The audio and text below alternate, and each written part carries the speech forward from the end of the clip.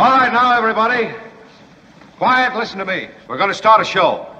Now, some of you people have been with me before. You know it's going to be a tough grind, but we're going to have a show.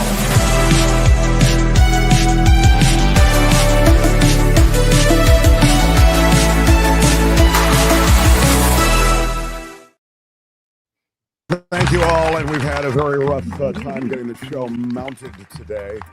It is a day with a lot of technical issues, and you may lose me here in a second. Is it already happening, Tony? Am I lost? Your audio sounds a little weird, but yeah, the audio is already back. There you go. Now you sound good. Now We've just had an awful day with technical problems. That's the reason we've been late. So sorry. I'm gonna flip over to a phone here in a second, I think, because this is a pretty brutal way to go. You'll tell me I can't tell if I'm completely being pixelated. Good right now. Right now we're okay. I mean, it's the internet here is awful. One of the things that I'm going to do is move this studio to another place. It's sadly going to cost me some money, and it'll be some commute time every day. But I think that's the only way to deal with this. I've looked into all kinds of upgrades to the internet, and I can't get any of them here where we are. So we've tried so many. Yeah, we really have. And 5G box, I think we did once, twice. What do you so live in now the 40s? We're kind of left with what we have, but that's the reason we're so late today. And thanks for your patience, everyone. I'll tell you, it's a show worth waiting for. We've got I would say he is our friend, our brother. He's a scholar. He's a lecturer. He's standing by to lecture us, actually. John Rothmann. Let me guess, John, you're all of a sudden reversing on Trump. Now you see all the good in him?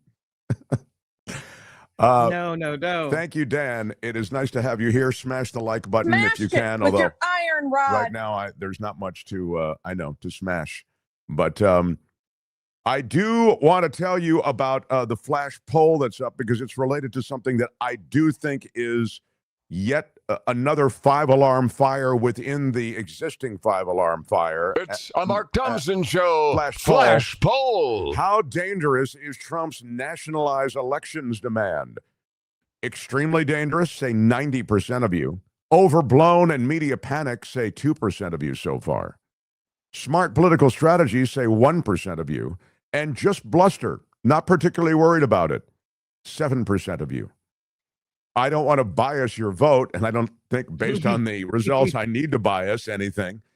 But this is a serious play on the part of this president to, in some way, and I have spoken of this many times, in some way influence the outcome of the next election.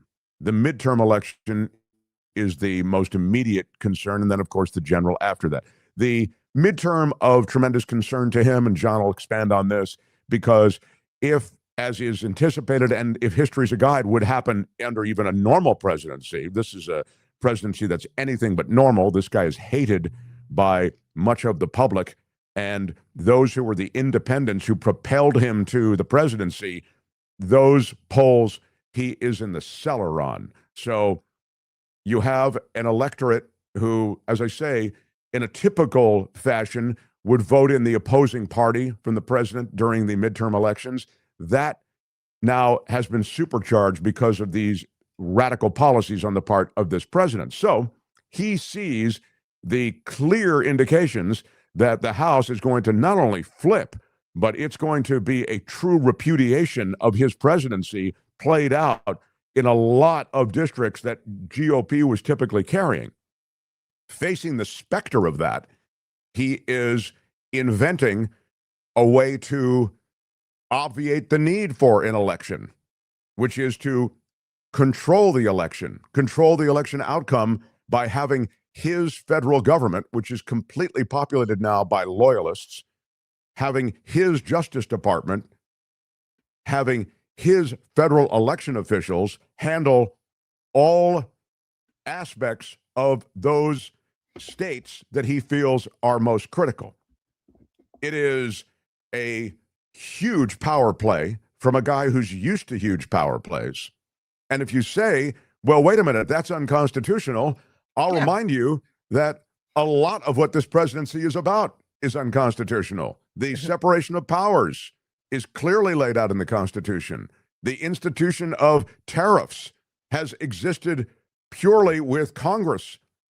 Levying a tax is something that Congress does. But Donald Trump, within hours, was talking about tariffs and has actually made them stick thus far, even though obviously the Supreme Court is going to rule ultimately on the legality of those tariffs.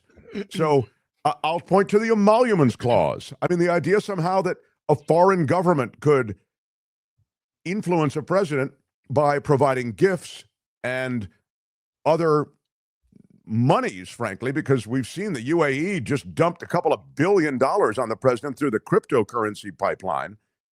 This is all unconstitutional. Constitutional question for you. What's the difference between breaking a constitutional rule where you just do it and don't look back versus the things that would require you to amend the Constitution, like, birthright citizenship or changing our form of elections or something like that? I mean, could you just break a rule and nationalize elections like that and move on, or would you have to amend the Constitution to do that? Well, this is the point. Some things you can just do, like I mentioned tariffs. He just did it, and Congress just let him. I mean, Congress is a big part of this. If you wanted to, by executive order, try one of these other things that you suggested, you could do it if you can get follow through. I always say, control the military, you control everything. I mean, as long as you've got GOP leadership completely cowed and scared and on board, I'm sure you can get Mike Johnson to go, I don't know. I mean, I think there have been a lot of questions about the elections in the past. And, I think the president says federalize the election. I think it's coming from a place of wanting to fear of fair elections. And these are things that the American people want. The American people want fair elections. And I think in the past, there's been a lot of controversy. And I think the president is trying to address that controversy. I think that's what Mike Johnson would say. Yeah. So all of a sudden you have the GOP going right this way, sir, whatever you want. And the idea that you can put ICE agents at all the polling places or troops at all the polling places to protect the vote. These are all ways that you can suppress the vote. And these are all ways in which I think Donald Trump can further influence outcome. But the federal flex that he is trying, I think, is not just chatter. This is a real way. He's seen that people stand aside and enable him. And I think as long as that's the case, we could very much be in peril.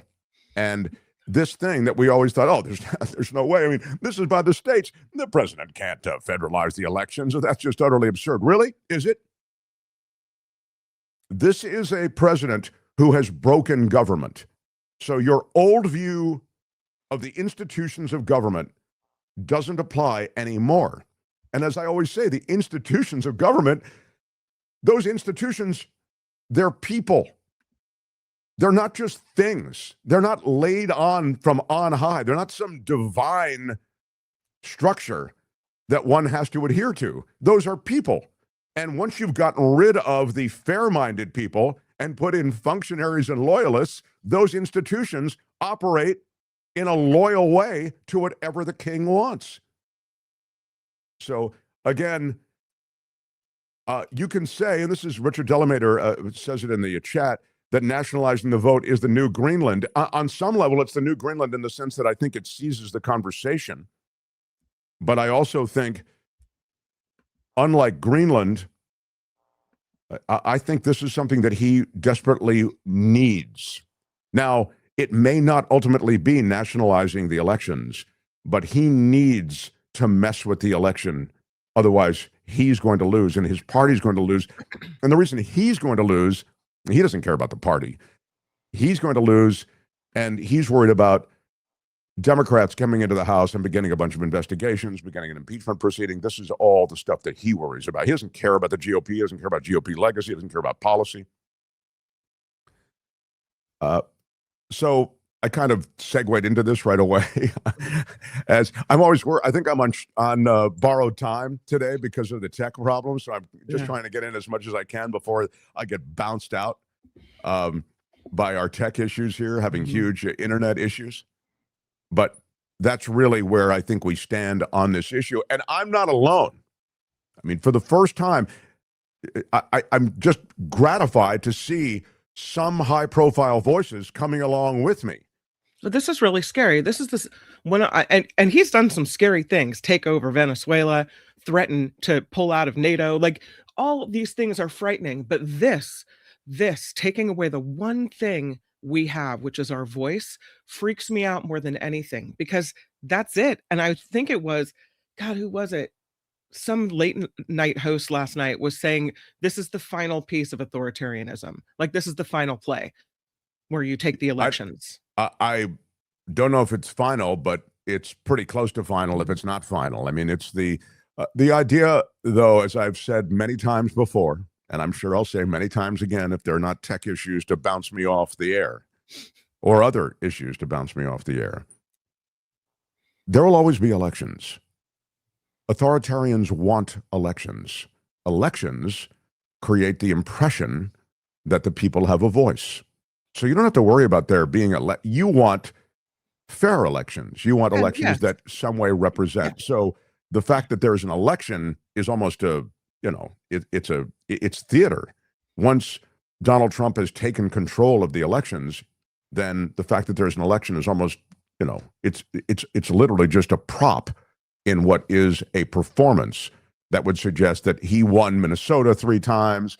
I won overwhelmingly. I won Maine. I won Georgia. I won all these things. They stole it from me. So he can pretty much play that card because he's controlling the election at that point. So all the deniability that he had before about the reality of what the election outcome was, he can now make it match whatever he wants to do because he controls all the elections. This is I think it's a serious point, and it's not just me. Play me a little bit of, here he was floating the idea with Dan Bongino, who is now returning to being a podcaster after being number 2 at the FBI for a short time and discovering, oh, wow, those Epstein files that I was crowing about that we should release, now I see why they don't want to release them. So I'm going to just lie to the public and say, yeah, there's just nothing much to it. So Dan Bongino, anyway, is back in the podcast chair, and President Trump is phoning in. Here he is. We want to take over. We should take over the voting in at least 15 places. The Republicans ought to nationalize the voting. So that was his first go round. And you could say, these are the utterances of a old man who's worried about losing the election. And I think on some level you'd be right. But it happens to be an old man who has a lot of power and has a lot of people around him who are ready to follow through on what he wants to do. And so he brought it up again in a press gaggle in the Oval Office. Here you go. You should nationalize elections. And which 15 states are you talking about? I want to see elections be honest. And if a state can't run an election, I think the people behind me should do something about it. Because, if you think about it, a state is an agent for the federal government in elections. I don't know why the federal government doesn't do them anyway. But when you see some of these states about how horribly they run their elections, what a disgrace it is, I think the federal government, when you see crooked elections, and we had plenty of them, and by the way, we had them last time, but go to 2020 and look at the facts that are coming out. Rigged, crooked elections. If we have areas, take a look at Detroit, take a look at Pennsylvania, take a look at Philadelphia. You go take a look at Atlanta, look at some of the places that horrible corruption on elections. And the federal government should not allow that. The federal government should get involved. These are agents of the federal government to count the votes. If they can't count the votes legally and honestly, then somebody else should take over. But the Constitution says it should be states that administer elections. Trump's remarks come So that was, of course, I mean, that's I think what was just hinted at there. Sorry? It's a shocker. It's a shocker, but I mean, again, after the takeover of the election office in Fulton County, the jacking of 700 documents, you can say, Mark, they weren't jacked. They had a warrant, and they did have a warrant. By the way, that warrant came from where? Not from Georgia. So Fulton County's in Georgia.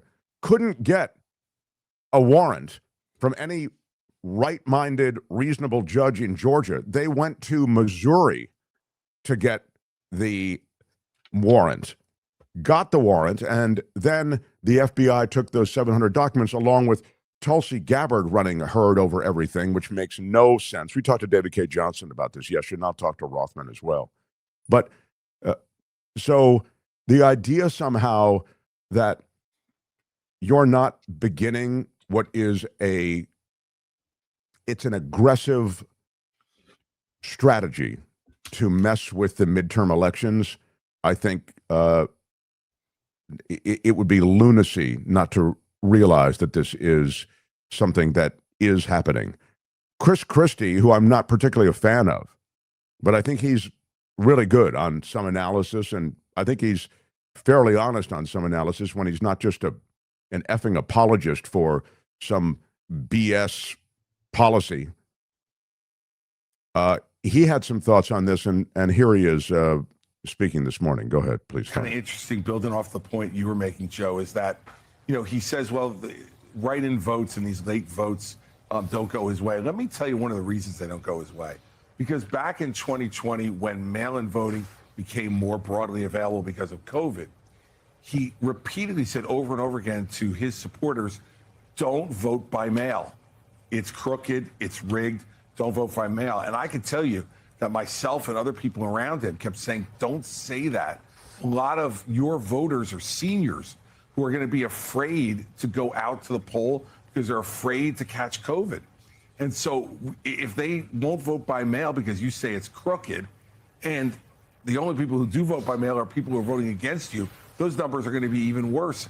And I think that's a disease that still hasn't been corrected inside the Republican Party, that we still get smashed as Republicans on mail-in voting, in part, and I think large part, because Donald Trump conditioned a large section of our voters to think that their votes wouldn't be counted. And so what I would say to him on that front is, Doctor, heal thyself. You caused a lot of this problem, and now you're trying to fix it by doubling down on the idea that elections are going to be rigged, and rigged in part because of mail-in voting, which just, it doesn't match the facts. I thought that was a pretty good point, but I'll tell you something. This isn't about that. I mean, it's not a completely irrelevant point. I mean, I think it's a component of what we're talking about. But I would just say that, no, dude, he knows he's looking down the barrel of a huge loss. He knows that his policies are unpopular. He knows that the Venezuela flex is incredibly unpopular. He knows that ICE agents in the streets roughing up Americans, taking kids in, taking their parents in, taking American citizens in. He knows public executions of American citizens on the streets of Minneapolis. He knows that stuff's unpopular. He also knows that the Qatari jet and all the money that's pouring into the White House. He knows the ballroom is unpopular.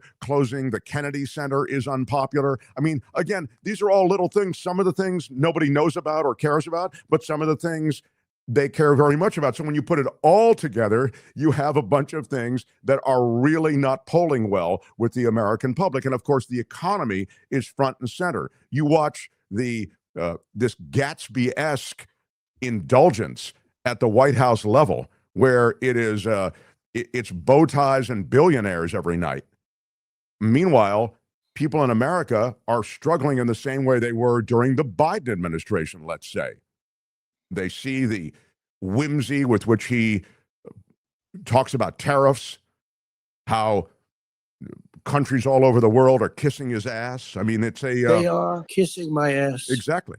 Do you remember? He's set up a system of patronage where he is making deals for his family and his friends, and people can finally see that. So he knows that he's staring down the barrel of a brutal midterm, and it has less to do with mail-in and more to do with the electorate at large. Go ahead, Kim. Do you remember when they were so worried that they were going to lose the election that they were calling around to different states trying to drum up trouble?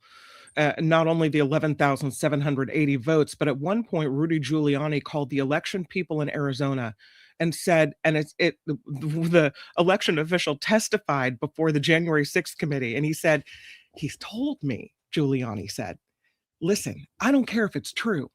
All I need is the appearance of chaos. That's all I need. I just need to get in the door, my foot in the door. And then, just need the question mark. That's all we need. That shows me that they never cared about our voices, our votes, whether we have free and fair elections in America. It's proof to me that they care more about winning than they do about this country and the people in it. Well, of course, that's true. But I think the key point is the first point you made, which is that the move that they've made from the very beginning, it's a Trump move, which is just make the announcement that there are issues. That was the thing they tried in 2020 on a national level. It was the thing they tried with Ukraine. Remember, he said, I don't need you to actually do any investigation into whether or not Joe Biden had some influence in Ukraine. I'm just talking about you saying, and he's talking to Zelensky on that call. That was the thing he was impeached for. So that is his world, to make the announcement. But now he's about really trying to seize the election. And once again, the checks on it are associated with the judiciary, right? The Supreme Court, and also Congress. Now, Congress is MIA, completely cowed. There are people behind him who are using him as a wrecking ball, say Art is fine. Yeah, I think that's true. By the way, Art is fine. Big shout out to you. Big shout out. Because Art is fine joined our Patreon crew. Woo-hoo! Yeah. Nice. If you haven't yet, please consider being a Patreon or PayPal supporter. There are links to both under this show. We desperately need your support. Luis says the dude needs a solid, quote, caper, or he's heading to the big house, and he knows it. Yeah, honestly, I wish he were headed to the big house, but I don't think he's headed to the big house. Of course, if you were headed to the big house, he'd want to knock down part of the big house and make it even bigger. Yeah, that's kind of his thing. James Bliss with a $20 super chat. Big shout out. Big shout out. Yeah, thank you. The Constitution is a worthless piece of paper, and the Supreme Court has already made sure that's all it ever was.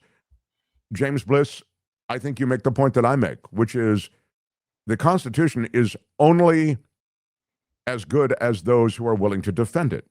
So if you're not ready to abide by it, then the Constitution is just a piece of paper on the wall that's kept at the National Archives. I mean, you and I, we buy things and there's a currency that we've agreed has a value. And then I'll get to John Rothmann. But you understand that it's only our agreement on that value that gives that currency value. If we were to begin to decide, maybe first in small groups, then in larger groups, that we don't feel that currency should be valued the way it is, we prefer alternate currency. We'll call it cryptocurrency. We prefer that to be the currency through which we do trade, through which we get goods and services. The currency that we use now, the dollar, would begin to be undermined. In other words, it's just the agreement that we all have societally and culturally that that thing is worth that we assign it. That's the only reason that this stuff works as the method by which we conduct trade. And so it is with the Constitution. If you only look at that document as a thing on the wall, and what we're really doing is following my agenda, the Trump agenda, because I see better, and they got bogged down in a bunch of stuff that just doesn't work anymore, then the Constitution is just that. It's like a party favor. So I don't disagree with that last comment at all. All right. I need to get to Rothmann, so sorry about the delay, but I was... The Mark Thompson Show. I get going, Kim, and then I just have... You know who I am? Yeah, exactly. Kind of a big deal. I have to continue. Before I get to Rothmann, I did want to acknowledge Sweet 106 Bakery, our newest... yes, I know. They're our newest partners and sponsors, and we adore them. Hey, Tony, did you get the stuff they sent you? Oh my God, dude. Well, I had it. It is already gone. I tell you, it is remarkable. It's Already remarkable. I thought it was. I'm like, I'm going to cut it into pieces and divide it up and, kind of stretch it out. But no, wow, done. Stick your fork in there and it's all over. Yeah, it's so It is good. true, man. What you cannot stop. This stuff That is like a strawberry is religious so good. experience. Wow. Yeah. I want you to sample it, try it, join us in our love for Sweet 106 Bakery. It's My these are son has a Yeah. birthday this month, and you get to bring cupcakes to class. And he goes, "Mom, I want to order one for everybody." And I'm like, "Well, you have 30 kids in your class, so that maybe not." But then I remembered they have cake mixes on the site. And I thought, well, maybe Oh, the yes. possibility exists that I could pull off cupcakes for his class from the Sweet 106 baking mix. Sure, that's a Yeah. great idea. That's a Ooh, it's a wild idea, but it just might work. Yeah, you can make the at least some of these creations on your own. This Right. you're seeing right now, that is transcendental. The what is it called, Kim? It's the layered cupcake. Is my Red favorite velvet. thing. Oh, the cupcake cake. The red velvet. It is, and I'm that's going the thing that won Cupcake Wars, and they Yeah. won Cupcake Wars again twice. Look, they're great. And here's the thing I want to, because I don't have all the time, and I don't want to keep Rothman waiting. But it's fun to keep Rothman waiting, but I don't want to keep him waiting this long. But there it is. You must check out their Valentine cookie bundle. It is available now. You can get with it all of the terrific creations that come out of Sweet 106 Bakery. If you're just listening and not watching, no, it's Sweet, SUITE, like a suite of rooms, sweet106bakery.com. And you will get 15% off if you use our discount code MARKT. Do it for Valentine's Day. I think the last day you can order and they can still get you Valentine's Day stuff would be the 7th. So you have till the end of this week.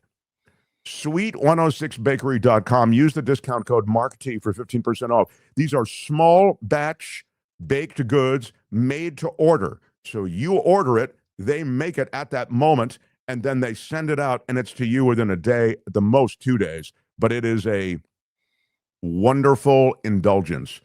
I'm so proud that they found us, and that looks so good. The Valentine layered cupcake cake bundle. Are you kidding Let me? me tell you, regular, gluten-free, and vegan options all That's available. right. That's right. If those things you need, they are there. Otherwise, the stuff is it's got eggs. I'm going to order the regular, but but yeah, Kim's right. If you're gluten sensitive, if you're vegan or one of those Right. things, they have those options for you too. Yep.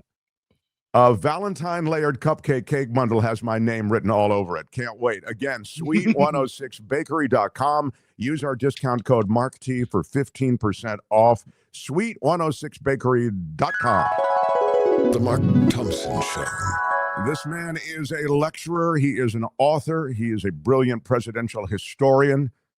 And this president has turned presidential history on its side. And John is here to watch over it with the rest of us. He is the wonderful John Rothmann, everyone. First of all, I want to thank you for the Sweet 106 Bakery. You've been holding out on me. I don't pay for any of these appearances, ladies and gentlemen. I do this out of my love for Mark Thompson and Kim McAllister and the show.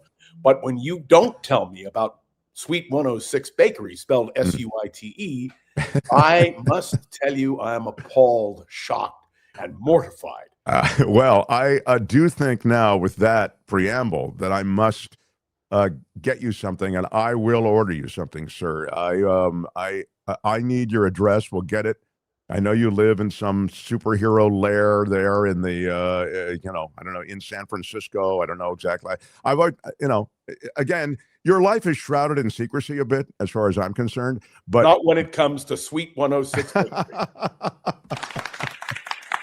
All right, fair enough. We'll get you that stuff. John Rothmann, I want to start with this thing that Donald Trump has now talked publicly about twice, and that's nationalizing the election.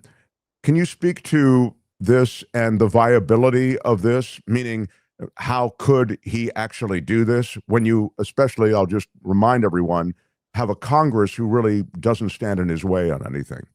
First of all, I agree with everything you've said about the danger of Donald Trump. There is no doubt about that. Secondly, the idea that he would violate his constitutional oath of office, 35 words. I do solemnly swear that I will faithfully execute the office of President of the United States and will, to the best of my ability, preserve, protect, and defend the Constitution of the United States. What Donald Trump is recommending is the suspension of Article 1 of the Constitution. May I say, bluntly, frankly, candidly, no holds barred, it's an impeachable offense. And if the Congress had any courage, that's exactly what they'd do. When you say it's an impeachable offense, John Rothmann, do you mean just the mere suggestion should be grounds for impeachment, or do you mean if he were to follow through in some way? No, you bet. Just the suggestion. That's what happened with Richard Nixon. How did Nixon get caught? The tapes, which were suggestions about obstructing justice. What this president has done, and it's not, my friends, just the question of nationalizing elections. Look at the indictment of Don Lemon, which I know you've discussed, and which is one of the most appalling infringements on free speech and the First Amendment that I've ever seen. And let me also point out that what he's doing at the Kennedy Center is an abomination. It is absolutely unbelievable. So I believe sincerely that what we have seen is a breach of faith. Donald Trump has breached the very faith in our great republic. So I am delighted. But let's just put a fine point on this. When you talk about these things that are abhorrent, perhaps like putting your name on the Kennedy Center and the closing the Kennedy Center, I've made the point yesterday to a commenter, and I'll just make it again. That's Trump's way of taking care of a problem. You understand the Kennedy Center attendance was dropping like a stone. People were canceling who had committed, and all of the wondrous artistic aspects of the Kennedy Center were essentially being removed because no one wanted to be part of the abomination that Donald Trump had created. He realized that this is a problem. It was a reputational issue for him. So his view is now, no, just close it then. Yeah, we need renovations. It's awful. I need to, we're going to just close it. And so he doesn't even care about the Kennedy Center, doesn't care about the arts. It's in the rear view. It's done. Kennedy Center's closed. Now, next issue. So that's what was going on there. But it was not unconstitutional for him to do that. He could do that as head of the Kennedy Center and as president of the United States. Isn't that correct? Yes, in a technical sense. But I must tell you, it's no excuse. There should be outrage expressed. And let me tell you, the Don Lemon situation is really a violation of but the First that Amendment. is more of a constitutional issue. I was just trying to distinguish it. Okay. Oh, you can. Let me tell you, I had a long talk with our old boss, Mickey Luckoff, the other day, and I asked, Mickey Luckoff was president and general manager of KGO, and I asked him a question: what if the FCC had attempted to influence you to silence those of us who were talk show hosts? And then I said, don't answer the question yet. Let me first say, I would have stood up and spoken loudly and clearly, and Mickey responded, and I would have backed you 100%. So I think that's but you use that example because you're saying so Lemon's arrest is the Rubicon that's crossed, right? All these things are Rubicons. This is not a single incident. This is cumulative. Well, explain to all of us, if you would please, the reason you're outraged by this, and explain the constitutional protections then that someone like Don Lemon has and why it's a Rubicon. Well, I'm holding here in my hand my Constitution, and all you have to do is turn to Article 1, which says clearly and precisely that you have freedom of speech and freedom of the press. And I would also point out that the right of citizens of the United States to vote is clear. And who is in charge of that process? None other than the states. It's stated purely and simply. What bothers me more than anything else is that Donald Trump is violating, rhetorically, the Constitution in the same way that my old boss Richard Nixon did. And Nixon paid the price. Now, there is good news. The Republicans now have a 1-vote majority in the House of Representatives. I have said repeatedly, and I still believe, the Democrats are going to sweep the elections in November. And that will create for Donald Trump a huge problem. Now, what will happen in the Senate is a whole other issue. But you will note, please, that senators are not, Republican senators are not leaping to the defense of Donald Trump. And in fact, the Senate Majority Leader made clear that he disagrees with the president on the question of nationalizing elections. Speaker Johnson, in contrast, is talking about this bill that is coming up, which will require identity cards to vote and all the rest. And then I heard the most outrageous thing today. That's a form of voter suppression. Go ahead. Yeah, and that is the attack on California. The idea that we in California are emblematic of this whole problem with voting. Nonsense. And may I tell you why Donald Trump is so upset with California? Because more than 60% of Californians voted for Prop 50, which would have rejected essentially his plans for reapportionment in this state. So I am almost beyond words, but never, because that's my business's words, like yours. I think we have a real crisis here, and the American people need to stand up. I don't care if you're a Democrat, a Republican, a Trump supporter, or a Trump opponent. I don't care. Everybody should be indignant at what's happening. And this president will, I believe, and I have to believe it, will pay the consequences. By the way, says we now know why Trump left his hand off the Bible when he took the oath of the president. And thank you, John Rothmann, for making our Wednesdays. Brian Reich with an $18 super chat. Wow, that's super cool. Thank you, Brian Reich. And a big shout out. John, you have a fan in Brian Reich. May I say it is my pleasure. Yeah. I wanted to, and you're, I don't know, I hope my signal is clean. We're having some You're issues quiet. today. At least to me, you are. Okay. Coming cool. through loud and clear. So I wonder if we could just pivot to something else that concerns me and I think many Americans, and that is what's happening with Robert F. Kennedy's world of Health and Human Services. As you know, they just got a bunch of money from Democrats, and that money is, this is an overview, then I'm going to play you a little bit of Bernie Sanders talking to the nominee. But the money is designated in large measure toward research programs that the Democrats feel should continue. I'm talking about cancer research, this sort of thing. And the Democrats then really felt, hey, by renewing the funding, if you will, for HHS, we're helping to propel a lot of that research forward.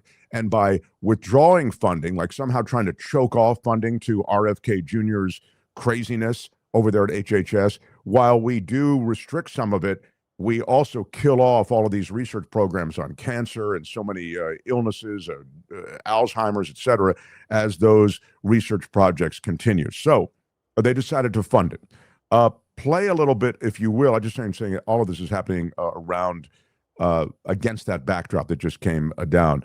This is Dr. Jay Bhattacharya. I don't know how you say his name, Bhattacharya. He's the nominee for the NIH health director. And this is the questioning from Bernie Sanders. Go ahead.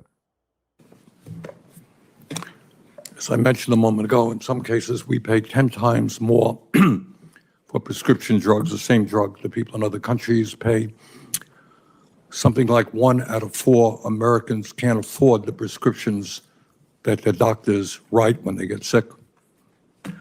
Why do we pay the highest prices in the world by far for prescription drugs, and what will you do if you are confirmed as NIH director?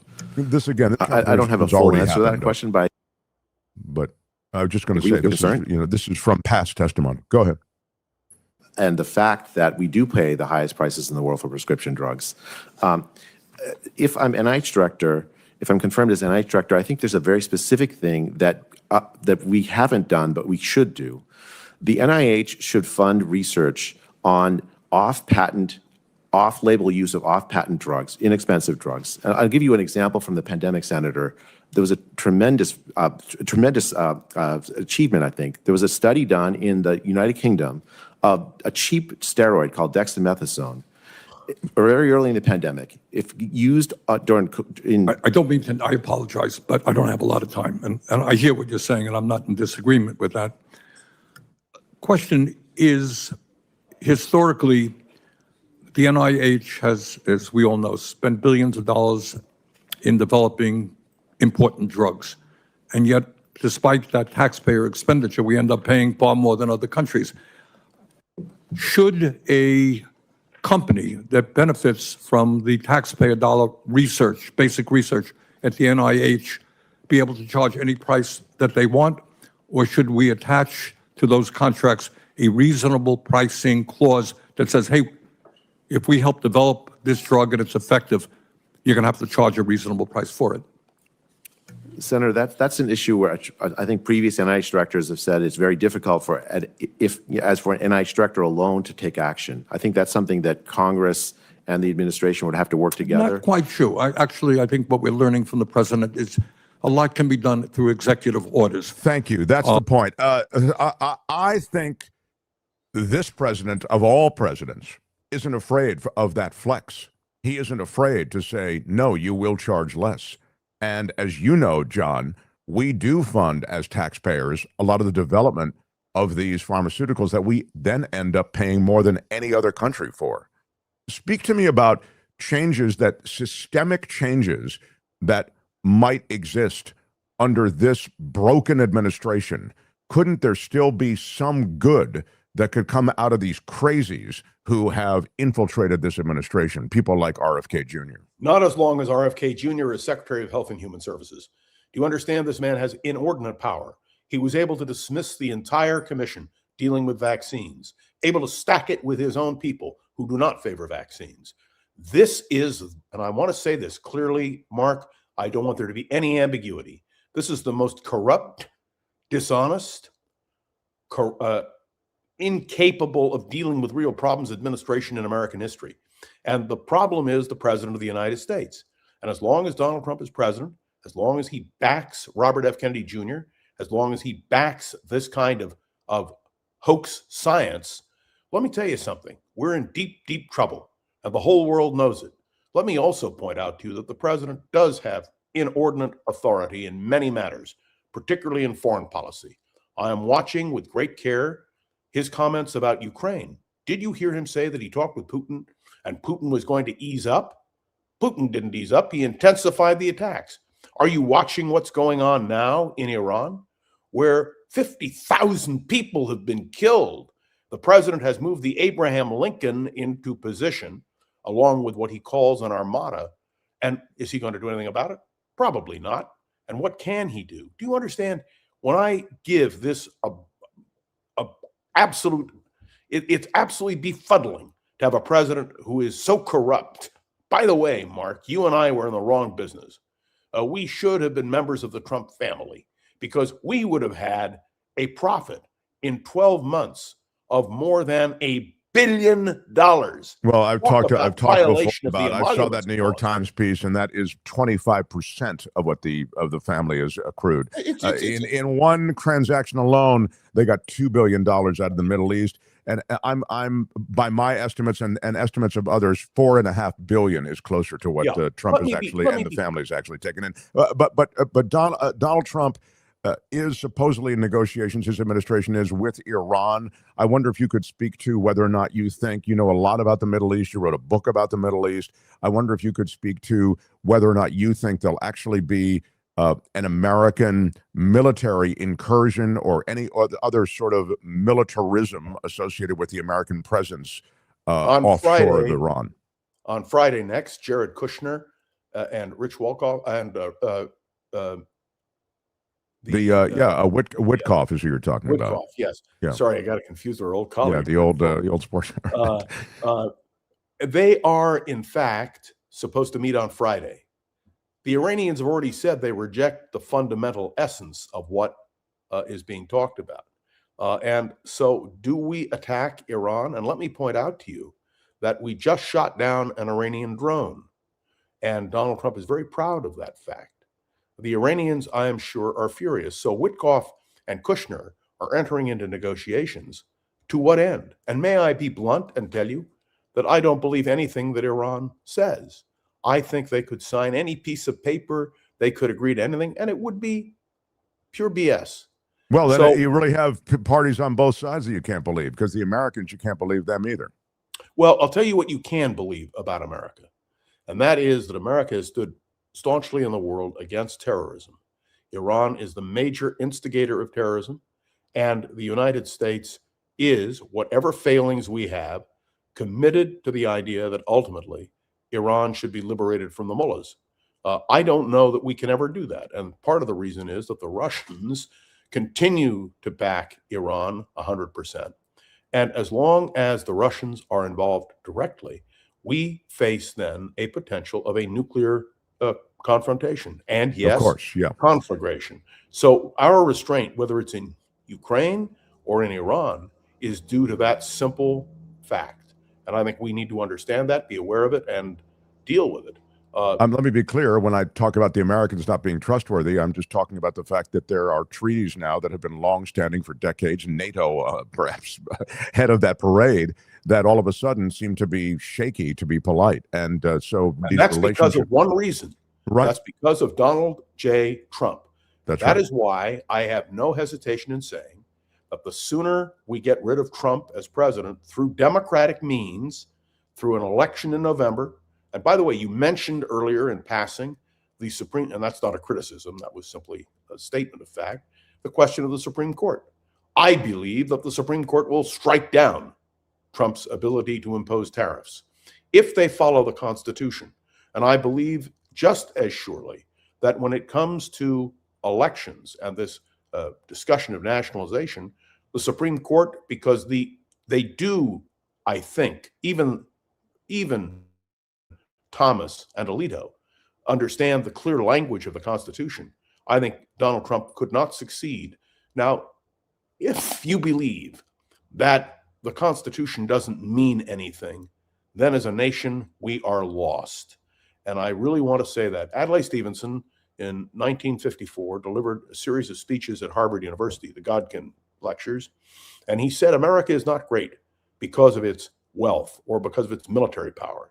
It's great because of its ideas, the Declaration of Independence, the Constitution, and the Bill of Rights. And that's exactly correct. We are, and I believe this with all my heart and soul, we are in a battle for American democracy, a battle for the future. And may I say, the Republicans listening to me, those who are Trump supporters, imagine if Joe Biden or Barack Obama or Bill Clinton had pulled this kind of stuff, you can be sure the Republicans would have been up in arms. And so would I, as somebody who is generally in the Democratic camp.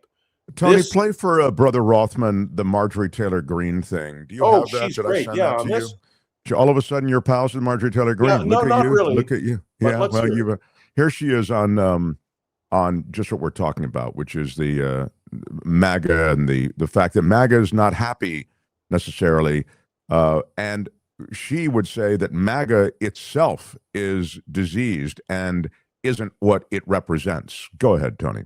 MAGA is, I think people are realizing it was all a lie.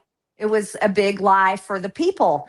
What MAGA is really serving is, in this administration, who they're serving is their big donors, the big donors that donated all the money and continue to donate to the president's PACs and donate to the 250th anniversary and are donating to the big ballroom. And if they're donating to all these things, those are the people that get the special favors, they get the government contracts, they get the pardons, or somebody they love or one of their friends gets a pardon. And it's the foreign countries that are running the show here. It's the major big corporations and what is best for the world. That's really what MAGA is. That's the results. That's what we're seeing after one full year of MAGA.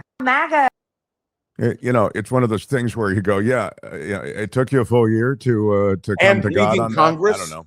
And leaving Congress, she should have stood up and but you know something, I've never liked Marjorie Taylor Greene. I don't like Marjorie Taylor Greene. The minute she talked about, all the things she did with Jewish space lasers, I thought to myself, she's off the, and the same thing now exists among too many Republicans. They are upset about Trump, but Trump is threatening to primary people. Did you see what's happening in Indiana? Trump is going after those members of the state Senate who did not vote for his reapportionment plan. And he is primarying them. They're being challenged in primaries, and Trump is putting up the money. And I think we need to understand this president is out of control. Well, it's a mobster move. He's ruled that way to begin with. And this is, I'm glad Jane said this. Jane O, aka Jane O, says, interesting that SCOTUS has still not ruled on the tariffs. You know, John, I was going to make that point, but you were on a roll. I didn't want to interrupt, because when you were talking about the fact that the tariffs, the imposition of those import taxes is unconstitutional, and that you expect SCOTUS to rule that it is unconstitutional and reverse the tariffs, I think Jane makes a good point. It sure has taken them a long time to rule on that. And I would say you could have enjoined it. You could have stopped the tariffs and said, we're going to rule on its constitutionality. They didn't do that. They let the tariffs continue. So it's been a while now. Yes, and the ruling is due before the court adjourns. So I expected, we talked about this last week, 2 weeks ago, I expect a ruling to come down. What was more concerning is Donald Trump's statement. He doesn't really care what the Supreme Court rules. He'll find a way to do it anyway. And I think that is another demonstration of his contempt for democracy, his contempt for the Constitution. I know we're running late, and I know we are way late, pal. I'm so sorry. Can I make just one other quick? I know, it's all right. You let me make just it read up this. to Marjorie me. Taylor Greene needs to shut up, says Chaplain Fred. What is she trying to accomplish? Trump does not want her. Thus, she was part of the big lie. Well, yeah, of course that's true. she was. Yeah, she was part of the big lie. You understand that even a Chris Christie, who you played earlier and who is spot on in this situation, defended Donald Trump. There is no defense for Donald Trump. And I want to implore people to understand the assault on the media, his decision now, by the way, not just media, academics. He's gone to Harvard University this week and said $1 billion. That's what he wants from Harvard University because they oppose his policies. And all I can tell you is this is contempt for education. It's contempt for freedom of speech. It's contempt for everything. And imagine, and I wish we were still on commercial radio, because you and I would have stood together. And if they'd wanted to fire us or indict us, hell, I would have welcomed it. This is You're just, not one to back down from a fight, John Rothman. I know that. Listen to me. I appreciate the time today. I've been very generous. Find John Rothman on his own podcast, Around the Political World with John Rothman. It's a daily offering. Imagine that. Every day with John Rothman. You can wrap your ears around John Rothman every day. Around the Political World with John Rothman. Also, his musings are available at thevoicesf.org.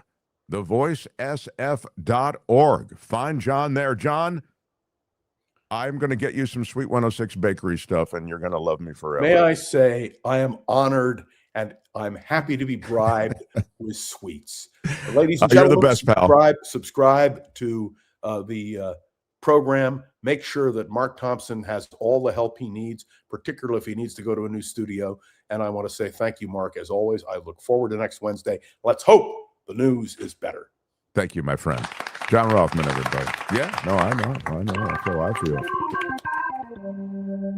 Feel it in your soul.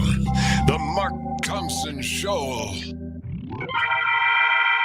Excited to get to our economist who joins us. He writes a regular column and is a really smart economist. Comes from the right. I'm going to warn all of you because I don't want, it's a trigger warning.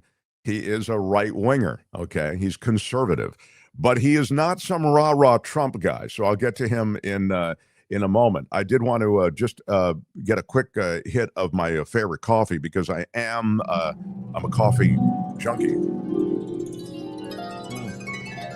From my Born to Peacefully Protest mug, which you can get at getmarkmerch.com. But the coffee is really what I want you to focus on. It's all organic, ethically sourced from women-owned farms. Were it just that, I would talk about it that way. But it is delicious. Yes, it is. Best coffee I've ever tasted. Kim digs on the tea. And I'll remind you when I say it's the best coffee I've ever tasted. And I've had coffee across the globe, my friends. I've had coffee in Hanoi, in Vietnam. I've had coffee on the Champs-Elysees. I've had coffee in the Riyads of Morocco. And when I say this is the best coffee I've ever tasted, I mean it's the best coffee in the world. Thank you. Thank you. A little something. Monologue. I'm preparing for an audition later. CoachellaValleyCoffee.com is where you can get it. There are tasting profiles around everything on the site. So when you Look at the beans. You can see exactly what you're getting. It's all hand roasted. This is a boutique roastery. This isn't some discount house that sweeps up a bunch of beans off the floor, bags them, and then gives them to you at a discounted price. This is all fresh crop, and it is hand roasted. So again, CoachellaValleyCoffee.com. The best part of all of this is that you get a 10% discount using our discount code of MARK-T. Spices, teas, coffees, it's all there. Check them out. Get yourself a bundle. CoachellaValleyCoffee.com. 10% off at checkout. The Mark Thompson Show. Tony, if you will, I'm going to ask for us to see a little bit of Phil Kerpen. He stopped through the show and had a conversation with him just yesterday. Here, check it out. The Mark Thompson Show. Oh, thank you so much. I'm excited to have a very smart guy joining us. Phil Kerpen is a syndicated columnist. He's someone with strong views on government, and they're informed by a lot of knowledge when it comes to the economy and it comes to politics. He's president of American Commitment. I'll let you hear from Phil what American Commitment is. How about it for Phil Kerpen, everybody? Hi there, Phil Kerpen. Hey, Mark, how are you? I'm so delighted to talk to you. As I say, I think you've got some good takes on what's happening with the American economy. And American Commitment, which is your organization, you're president of American Commitment, you, I think, are for free markets, less government in general, a structure that I'm wondering, do you feel like it's reflected from this administration in the policies that are now being employed, or how are you feeling about life in America now and the direction of the economy? Yeah, pretty optimistic, Mark. I mean, I think that this administration has a lot of the ingredients for, a solid pro-growth environment. We certainly have really good tax policy with the big, beautiful bill, not only making permanent the individual rate cuts and some of these other provisions, but the business expensing provisions, which we've had so many years of.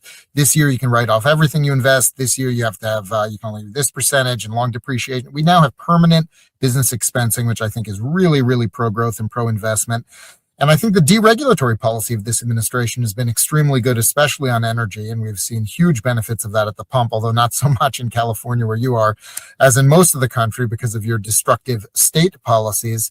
The one thing that I think hasn't necessarily been as great from a pro-growth perspective has been the tariffs. But even there, I think the president has used them to get some pretty beneficial concessions from other countries, and they're actually trending downward as a result of them accomplishing their purpose and being lifted. And so overall, I've been very happy with this administration. The one area where I'd like to see them accomplish a lot more is spending restraint, which they've not been so great at, but that's always the hardest ingredient to get right, and certainly was in the first Trump term as well. But, you look at the performance of the economy over the last year, and it is so much better than any of the so-called experts predicted. It's hard not to be satisfied with the policy ingredients that have allowed that to happen. But hasn't that economy really overcome a few of the things that you've talked about, like the tariffs? I'm really surprised that Phil Kerpen is okay with the tariffs.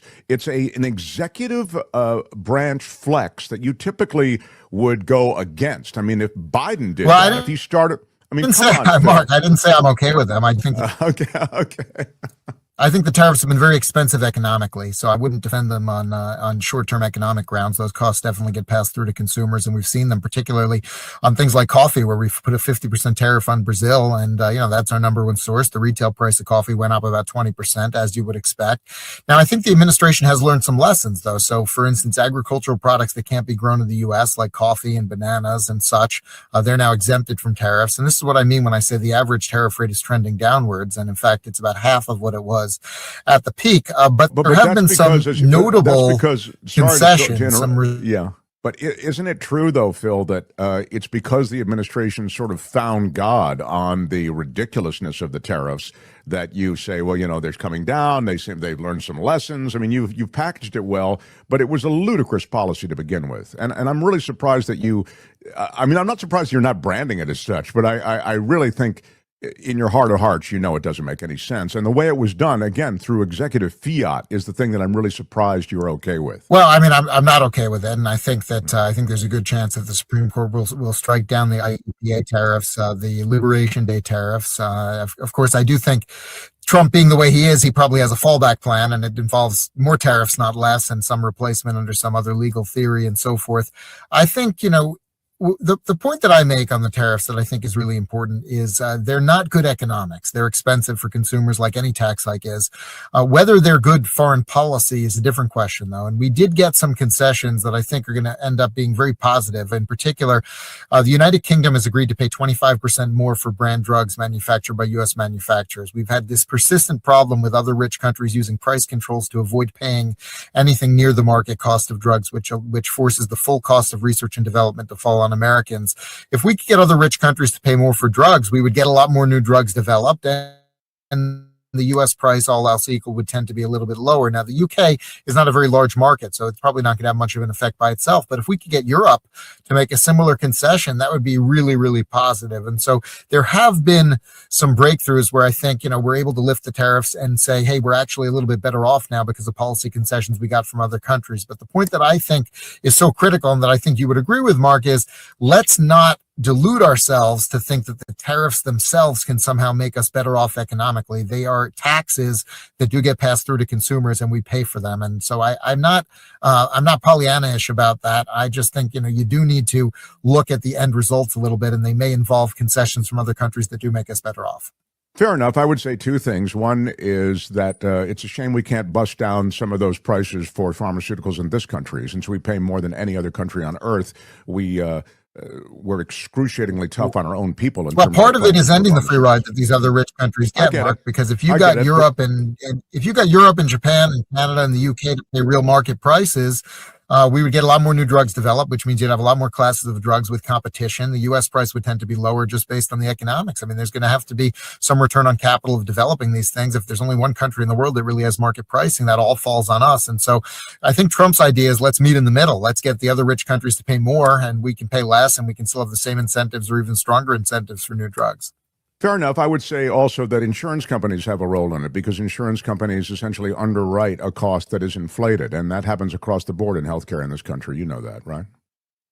Well, and the insurance companies also have now all bought up the pharmaceutical benefit managers, and so they exploit transfer pricing between their divisions to push those costs onto consumers through high copays that are based on these notional prices that are not real prices, because they do these large rebates that then they're able to capture. So there's a lot of manipulation. There's been a lot of consolidation and abuse inside of our healthcare system. I would like to see a lot more competition and choice, and breaking up these massive, cartel-like conglomerates that we have both in the insurance companies and in the health systems themselves, these large hospital systems that have gobbled up all the individual physicians' practices. This is not a market phenomenon. This happened because of government payment policies and government regulatory policies. So I would really like to see us go in a more free market direction on healthcare, including on drug pricing.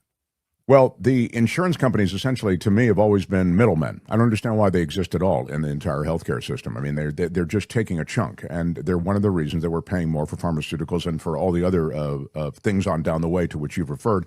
And as far as it's funny to me when you say don't delude yourself. There are some aspects of the tariffs that have benefited us, without getting into a whole thing on that, because I think you point to, sure, it's a foreign policy cudgel of sorts, but I think the delusional thing is sort of what's happening on the other end, which is somehow that tariffs are the answer to all of your problems, which I believe is the delusion that I agree with that. No, I certainly agree with that. And I think, one of the things that drives me crazy about this current administration is you've got so many actual good policies on taxes and regulation and energy and things that actually have worked economically. And then you have a president who goes and says, it's all because of how great my tariffs are. And that's actually been the real drag on the economy. And so he credits it to the wrong thing, which is dangerous. I don't think because that Trump then you knows might much do more about of the thing that's actually harmful instead of the things that have been helpful.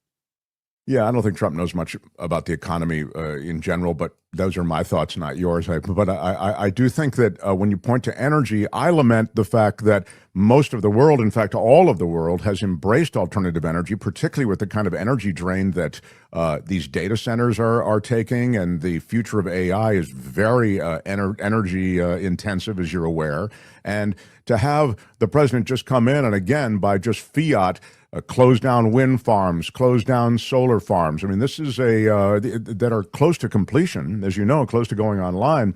These are things that are setting us back. So even as you may celebrate some of these tax breaks and other regulatory aspects of old school energy, I think you have to look at energy across the board and look at the way that they've orphaned a truly rich potential in alternative energy.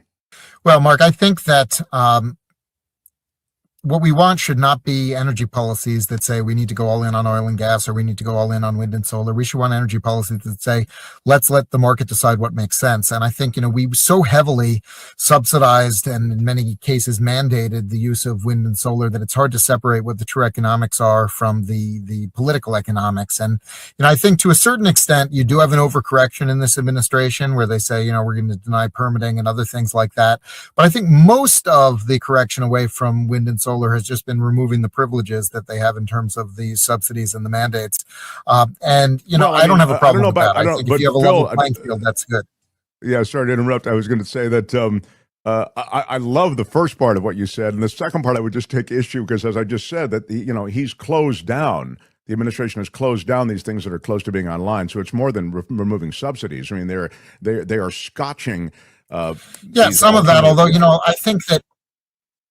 I would just caution that, if you look between states or between countries, the places in the world that have the most green energy have the highest rates, and it's very consistent. And so, it may be the case that costs have shifted and there's been some huge stepwise increase in solar and that the future will look different than the present and the past. I recognize that possibility, but up to now, oil and gas have been the main, most economic energy sources, particularly natural gas in this country, where we have a vast abundance of it at very low prices. And you look at the places that have the highest energy prices, like in the Northeast in particular, it's because they lack infrastructure. They have a lot of gas that they can't get to market because they can't build pipelines. And this is a problem that we have both for traditional energy and for green energy, is the lack of transmission infrastructure. It's a huge issue. And this is one of the remaining impediments, I think, to a sensible energy policies, that we have a lot of challenges in getting permitting and going through federal environmental reviews to build transmission projects in particular.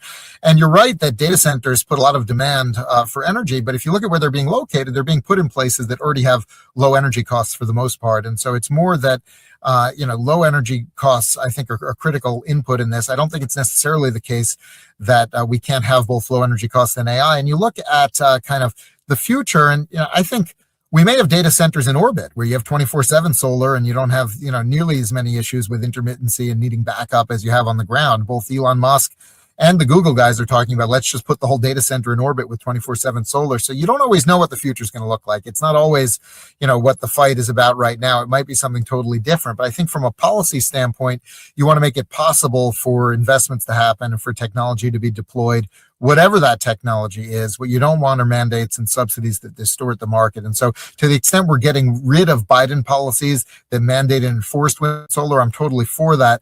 To the extent that you're actually trying to put a thumb on the scale against it or block permitting or hold things up from a federal level, I think you're right. That is an overcorrection. That's not what we should be doing, because we think we know what makes the most economic sense. But, the only way to really know is to let the market sort it out, not to have government policies that try to decide. Yeah, I mean, sometimes you need government to jumpstart things. It might have to do with agriculture. You can see all the ways in which we protect markets in this country, farming, production, factory production, et cetera. I know in general, I think in your history, you haven't been super out in front on that, meaning you're not super supportive of that. You'd like to see the market sort of settle all of these things out, I think, generally speaking. But sometimes, I get it, the hand of government is there to sort of equalize. This is a very heavy-handed crew when it comes to government. And just on the energy thing, and then I do want to move on, but you point to, I think, appropriately, the fact that our energy future has still to be written. We really don't know what the potential might be of putting these data centers in space and, as you say, 24-hour solar. But similarly, I think that old school dirty energy, if I can say it, and I get it that they're cleaning it up and maybe it's cleaner, but the fact is that fossil fuel energy is certainly dirtier. That is being also supported by government historically through the decades, as you know, through all kinds of tax breaks, et cetera. So even as you may talk about that same kind of thing happening from the Biden administration, supercharging alternative energy with tax breaks, et cetera, that have been going on for decades with old school dirty energy, you know? Yeah, I mean, not much. I think that's vastly overstated. The vast majority of people, what people call subsidies for fossil energies, usually things that are legitimate cost recovery, business costs of developing. There are very few actual outright subsidies. There have been some historically, but they're very few. And if you look at the magnitude, it's much, much larger for these other energy sources. I mean, natural gas is very, very cheap, and natural gas has driven the vast majority of the emissions reductions that we've seen in the United States and consequently globally. If you look at, if you and your audience are concerned about greenhouse gases, for instance, almost all of the emissions reduction of greenhouse gases in the United States over the last 2 decades has been from the adoption, the penetration of natural gas as a replacement for coal and as our baseload generating capacity. And, one of the challenges with putting a lot of wind and solar in, and we saw this, for instance, when we saw those big blackouts in Spain and Portugal, is you really need to have a lot of backup power. You need to have natural gas peaking units that can kick in very quickly when the wind isn't blowing or the sun isn't shining. That's going to remain the case until we see major breakthroughs in battery technology that are really not there yet in terms of grid level battery usage. And until you have that, you're almost building double. When you build wind and solar, you have to also build natural gas to back it up. And I think that's why the economics haven't been that strong. So I think that's why you're seeing a lot of investments in batteries, which may change that. But until that happens, I wouldn't put down natural gas. I think it's a whole lot cleaner than pretty much everything that came before it. And we have it in vast abundance in this country. And it's also probably necessary to get to some of these other technologies also. I think in the very long term, 500 years from now, something like that, Elon Musk is probably right that everything ends up being solar. But even for the next 50 or 100 years, I think oil and gas are going to continue to be the critical economic drivers. And so if you try to put a thumb on the scale to force a transition away from that, you're going to cause a lot of economic harm and really not have much environmental benefit for it, because those emissions will be, any reductions you have in the U.S. will be made up for in other countries. China and India continue to commission a coal plant every week or so. And so I think that, it's fine to think about these environmental aspects, but, the economics really are what should determine the energy that we choose, in my judgment. Just a coda to that, though, I would say that China and India, just because you've referred to them, they also, as you know, are really out front and quite aggressive on alternative energy as well. So even as they may fire up a coal plant, they're also mostly for exhale for export, though. Yeah. Energy is energy. I would say that what you first said in this conversation when we began talking about energy, I can sign on to, which is at this point, you need it all online. You need everything explored. But I do think that one can cherry pick a bit. And I would just, now I kind of want to turn to one thing that I just, you're such a sensible guy, I think, and you I think try to be fair. And so I'm going to ask you about something that this isn't pure economics, but there is an economic impact to the way this administration and this president have pursued a kind of money grab that really reflects a corruption at the executive level that I've been concerned with, the $230 million. I understand, let's assume that this is a legitimate grievance, meaning he feels personally aggrieved by the legal system, this president. But the most recent shakedown that just happened is the $10 billion demand to make right what has happened with the leaking of his tax form to the media. It happened in 2018. That guy, Little John, was behind. He's doing 5 years plus, I think, in prison right now because of that leak. Yeah, the Chaz Little John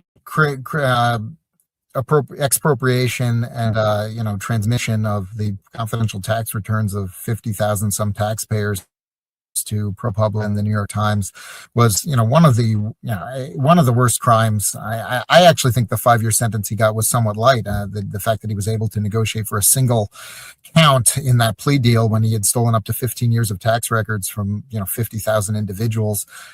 Protecting the confidentiality of IRS records is extremely important, because you want people to be able to report all their income to the IRS and pay tax on all their income, even if it might be embarrassing or even if it might be from illegal sources. And what I made the same point on my show. I said I thought it was wrong. I said I was on Trump's side on that. Kind of the most confidential records. So I do think it was very, very serious, and I would have liked to see even more severe criminal penalties than the 5 years, given the number of victims that Chaz Littlejohn had. That said, I do not love the optics of the president trying to get a large monetary settlement from his own government. I think that it's very problematic. You don't like the I think he's had a optics, few or you other don't similar like lawsuits. you don't like the And so, optics, or does it go beyond not liking the optics, Phil Kerpen? I don't like either one. I don't like the substance or the optics of it, Mark, to Okay, be honest. thank you. I Okay. think that if somebody is, I think if somebody is legitimately aggrieved by the actions of a government against them, that's fine, and you can try to bring a lawsuit, and you can try to avail yourself of whatever legal rights you may have. But it doesn't make sense for you to do that when you are running the very government that you're suing. I think that that's an obvious conflict of interest, and so I think any of those lawsuits should be held in abeyance until after his administration, so that they can be contested by a government that doesn't have a conflict of interest. After his administration, then there'll be no one to sign off on it. Now's the time you got to grab the money. Well, now's the time you might get a settlement, which would be really ugly, right? I mean, but if there's going to be if the lawsuits themselves are going to be prosecuted, then I think you want to have a defense by a different administration. So I would agree that that's a bad practice for. Yeah. And lastly, moving forward, you've said that you like the general course of the economy at this point. And I hate to weave the tariff issue into everything, but it seems as though this president weaves it into everything. So I have to ask you, early on in the first hours of the presidency, it seemed, he was smack-talking Canada and Mexico, two huge trading partners. We have this remarkable relationship with both those markets. And I'm wondering if you feel like that might be able to get back to magnetic north, because I think it's really listing now in a way that scares me, honestly, in terms of the U.S. economy. Maybe you have a different measure of things. I'd love to hear from you. I think we just had a year in 2025 where the economy really outperformed expectations. We had a first quarter of negative 0.6 economic growth, and that was the last month of Biden. The first couple very chaotic months of Trump, as you pointed out, the economy contracted by 0.6% on an annualized basis. But then you look at the second quarter, where we had 3.8% growth, the third quarter where we had 4.2% growth, and it looks like the fourth quarter is going to come in again around 4%. So for the year, we're probably going to be around 2.8, 2.9%, even with that first quarter being steeply negative, which will, I think the Fed was expecting 1.8% growth. Blue chip was around 2.1. So we're going to have a much better economic performance overall for 2025 than I think almost anyone expected, even with those tariffs in place. Why? Because a lot of the other tax cut policies, deregulation, other things that we talked about, I think outweighed them. Now, the reason I'm very optimistic for 2026 is not because the tariffs, which are expensive, are all going to go away, but because directionally, I think they're going to be less. I think that there will be lower tariffs on average in 2026 than there were in 2025, which means the costs associated with them will be less than they were last year, even though they'll be higher than they were, 2 years ago. They'll be less than they were last year, and that was a year where we were able to have pretty strong economic growth. And so I think even though the blue chip again is very low, they're saying it's going to be 1.9% economic growth. I think you look overall at the economic environment, and you look at the tax environment, the regulatory environment, where the barrel price of oil is right now, sort of all these inputs, and you can say, well, tariffs are going to continue to be a drag, and I would probably agree with that.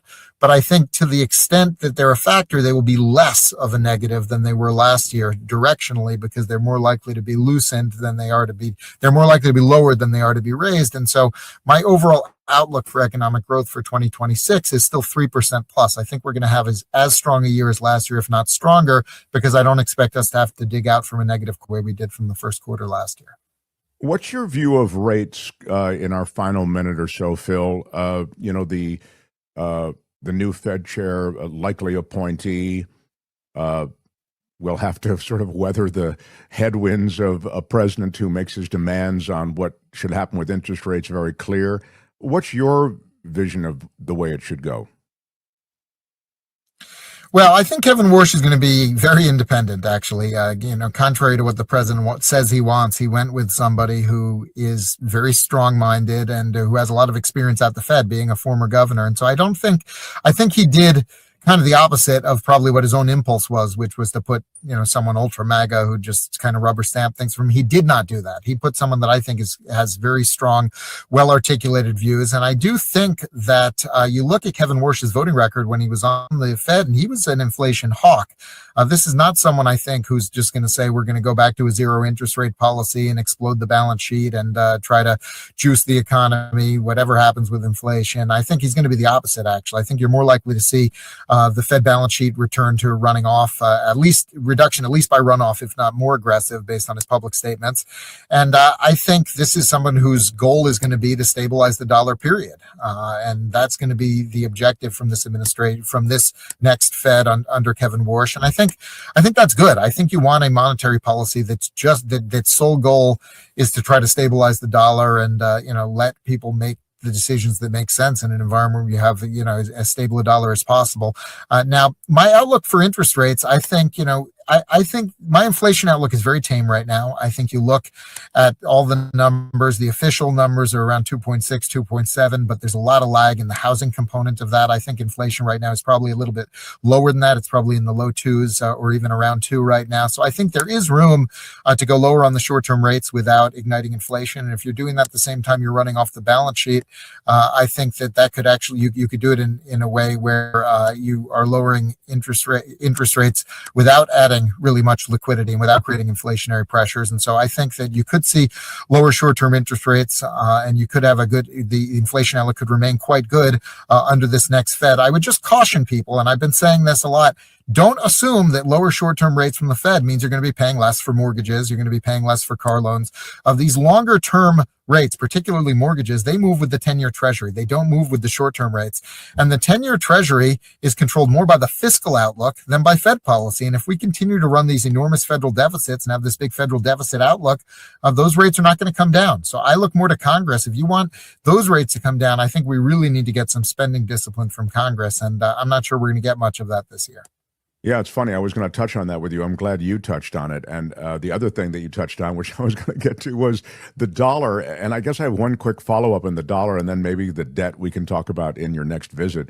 But the dollar now weakening a bit. There's now talk, largely, I think, as a result, in part because of what's happened with NATO, the anxiety around America's role leading the West, et cetera. You, I'm sure, have your own take on all this. But there is a sense that the dollar is the default currency, the dollar, the petrodollar, all of these things are endangered in some way. They're imperiled by some of what I've just spoken of and other stuff as well, a kind of a rethinking of the world order, the world economic order. Can you sort of speak to that big picture thing here on the way out? Yeah, look, I mean, I think that you've got an administration that's slightly schizophrenic on this issue because the president is so obsessed with export-led growth and believes that a weaker U.S. dollar is important for that and is wonderful for that. And I think that's completely wrong. I think you don't want a weak dollar. You want to maintain global leadership because you want foreign banks to continue to hold their reserves in U.S. dollars. You want the dollar to anchor the world monetary system. I think we derive enormous benefit from that. And, I think that you've got a Treasury Secretary who says we want a strong dollar. You've got probably an incoming Fed chair who's very strong on the idea of having, the stable monetary policy kind of as the anchor, sort of the core mandate of the Fed. And so, I think that you've got kind of conflicting. So you've got some tensions on this issue, but I'm definitely a strong dollar, king dollar guy. I think that you want the dollar to remain the anchor of the global monetary system. If that ends, we lose a lot of the benefits. We lose a lot of the benefits of being able to essentially run in to be able to finance the residuals somehow. And if you can't do it just by printing dollars, then you need to have hard assets to do that. And I do think that China has an interest in moving the world away from that, which is why they've been buying so much gold. And they forced the gold price up to $5,000 an ounce. And we've had all these other positive indicators economically, a lot of which we've gone through. The one really alarm bell, I think, that you see when looking at this economy is that price of gold. And I think that that's largely a consequence of some countries trying to move away from the dollar and move back towards holding more reserves in gold. Yeah. This is the super last thing, Phil. You'd referenced a lot of the sort of the regulatory encumbrances in general being relaxed or removed by this administration in different areas. One of the things that troubles me is the way in which the regulatory structure around crypto was completely trashed. That they essentially, it's they're they're all in on crypto, and they're even, as you know, the Trump family is in control of this platform on which crypto is traded, where the meme coins can be bought and sold. More than that, it would appear that there are a lot of transfers of crypto to the Trump family. But so you can see where the conflict of interest, corruption, and et cetera, all washes together in this crypto world, especially without any kind of regulatory structure on it. We talked about the corruption thing, so I'm not trying to just bring you back to that, but I am trying to get a sense from you about this regulation, some of which I think is critical, especially in this world of cryptocurrency. Well, I don't think you want to have no regulation. I think you want to have sensible regulation. You want to have coherent regulation. One of the problems we've had with the cryptocurrencies is that we've not had a coherent legal and regulatory framework for them. We've had conflicting regulations from the Treasury Department and from the SEC and the CFTC. And one of the challenges when you have essentially a new asset class, or even something that might be a currency and might be an asset, is that the old laws and regulatory structures don't necessarily apply very well to it. And that's why Congress has been trying to pass a new regulatory framework, and a new sort of market structure bill for crypto. And they've been through a lot of different versions of that, and we may see some action soon in the Senate on that. I'm not following all of the day-to-day and all of the detail and specifics on that, but I do think it would be beneficial to have a coherent, well thought out market structure instead of just having different agencies kind of try to shoehorn new things into old categories. AmericanCommitment.org is where you can find Phil Kerpen. The Mark Thompson Show. It was great. I loved it. How would you handle this? We could try ignoring it, sir. Morning. You cannot say you love your country. Where are my weed smokers at? Stay at home and get baked. Boy, people really love Phil Kerpen, didn't they, Kim? That was really incredible. Yeah, he's really popular in the chat. I'll share Mark. some comments with you in a moment. Beth Farmer with a $50 super chat. I have to say a shout out to you, Beth Farmer. Thank you. Put this toward your relocation. And what's with the super chat? It is too much AI, quote, help, says Beth Farmer. Thank you, Beth. We are going to have to move studios because this is, I cannot deal with this anymore. But I really appreciate your super chat and your donation. Thank you so much. Yes, thank you so much. I will share with you some angry comments. There are many of them. No, your angry comments. Yes. Let me get first to the stuff we were talking about earlier in the show. The states control their own elections, and to change that in 15 states, nationalization of the elections would require a constitutional amendment. Yes, normally, Agolf is exactly right. Again, in the new America, I don't know, you seem to be able to bypass many of the things that would require the amendment of the Constitution just by executive fiat. We'll see how that works out. I certainly would agree with you. I mean, it seems like a non-starter, but so would a lot of this other stuff. A big part of the problem is the middlemen handling drugs that go to pharmacies. Drug companies need to produce all of that lovely advertising that we see on TV, says Hilo Karen. Indeed, you're right. It is the middlemen that help jack up the price, but there is a protectionism that exists in this country to protect the pharmaceuticals, to protect the pharmaceutical companies and producers that doesn't exist anywhere else in the world. So the rest of the world gets all of these drugs at an immense discount. It's absolutely loathsome. Now, let me get to the guy who you feel is all MAGA. Phil in his car because his family won't let him say this crap in the house. I have to say, people That's my are like, favorite. Why have Steve this guy Ward, on the thank show? you. You're a very funny person. What's that, Kim? Some people are like, why have this guy on the show? Why give him, airtime? But I feel like he probably goes on a bunch of shows where he doesn't get the pushback from people like you. And well, so I don't think I gave him the kind of pushback that my audience wanted. My audience wants to see him thrown to the lions. They want me to see me cutting him off, which I several times I thought, God, I can cut this guy off right now. meaning, come back at him, but it changes the dynamic. I will say this, just because you've made that comment, then I'll get to the rest of these things. This guy is MAGA. Who is Mark trying to kid?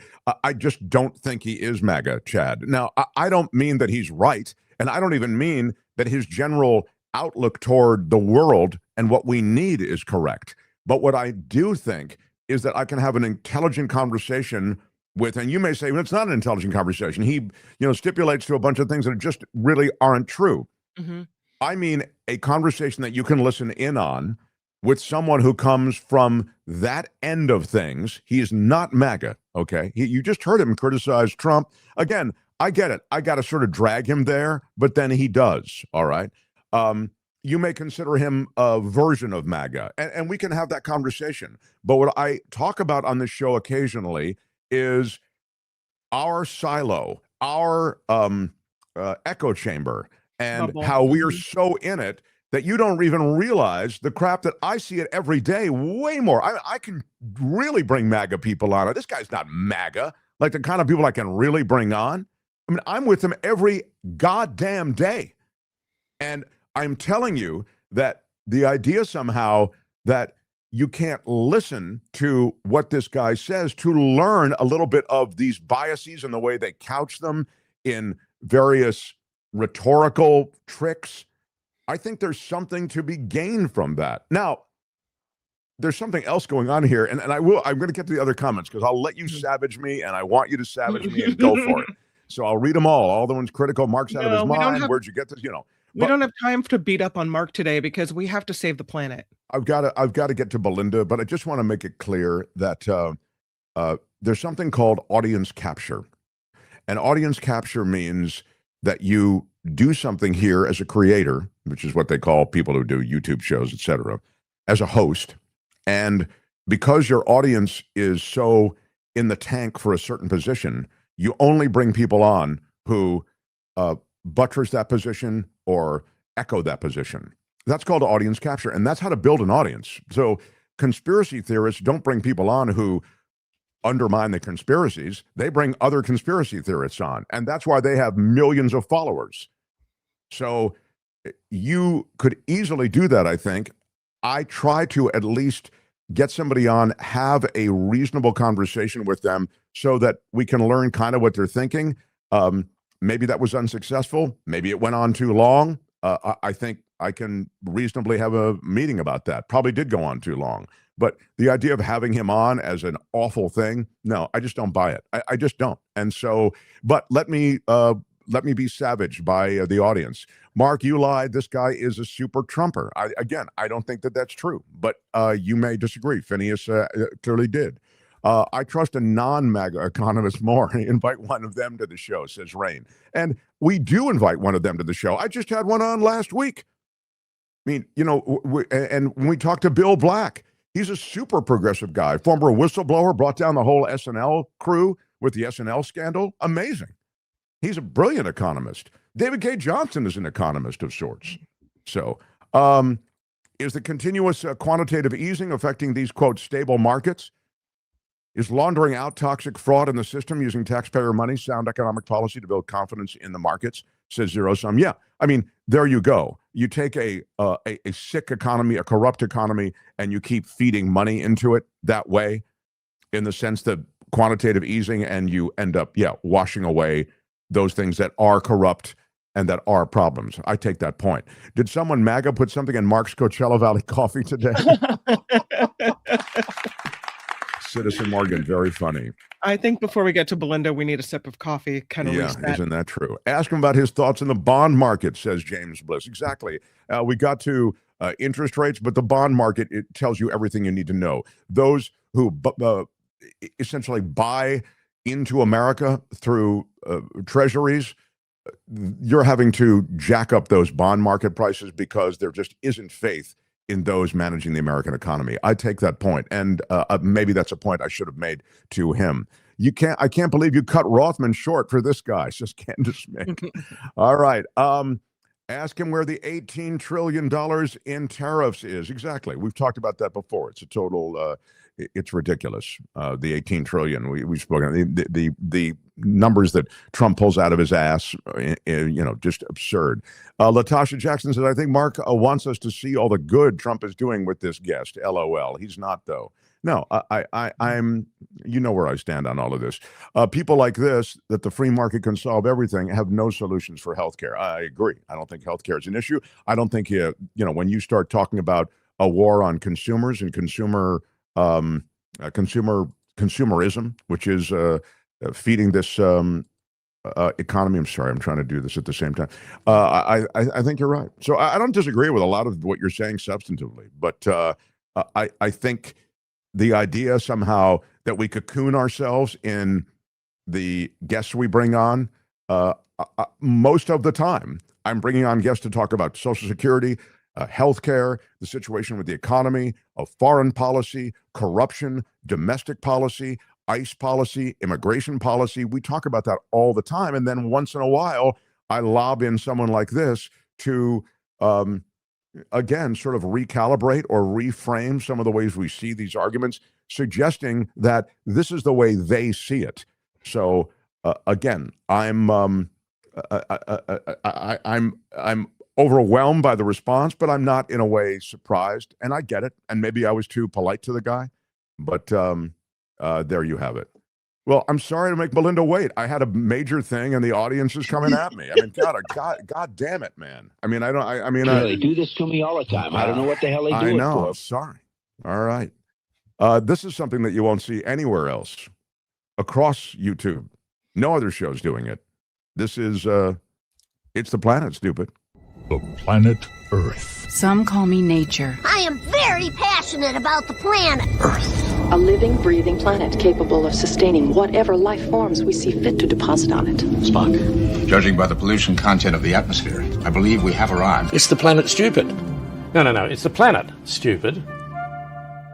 Our guide for It's the Planet Stupid, eco-journalist Belinda Waymouth. And sadly, I must tell you, this is one of our last visits with her for a while. Meaning we want to continue to meet with her every week, but she's leaving the country for a time, I think. So we're so excited that you're here. We love having you here every week. And, we just had a guy on who was like, singing the virtues of natural gas. And I remember you doing a whole segment about how that's the cleaner gas thing is just a myth when it comes to natural gas. It just isn't true. I kind of let him run because he was saying a bunch of other stuff that I was calling him out on, but apparently not calling him out sufficiently for my audience. But well, I'm going to remedy that. I'm going to remedy that, Mark. Yes, exactly. Knowing you were in the bullpen, go ahead. I'm going to be the antidote to that guy. So, guys, you have waited for the good news, and here it is. So, Mark, take a big deep breath. I know that was a lot. Natural gas. Oh, guys. So last year, the growth in energy added to our utilities nationwide 10 times more solar than natural gas. I mean, the net growth of fossil fuels is in decline. It's all about wind, natural gas, and battery storage. And we're really going to talk about batteries today because they are super important, and what's happening there is really interesting. And, it's just this fossil fuel nonsense. It's such a last gasp. I mean, Kim before the show sent me Coley, the little, AI animation cartoon, a piece of coal.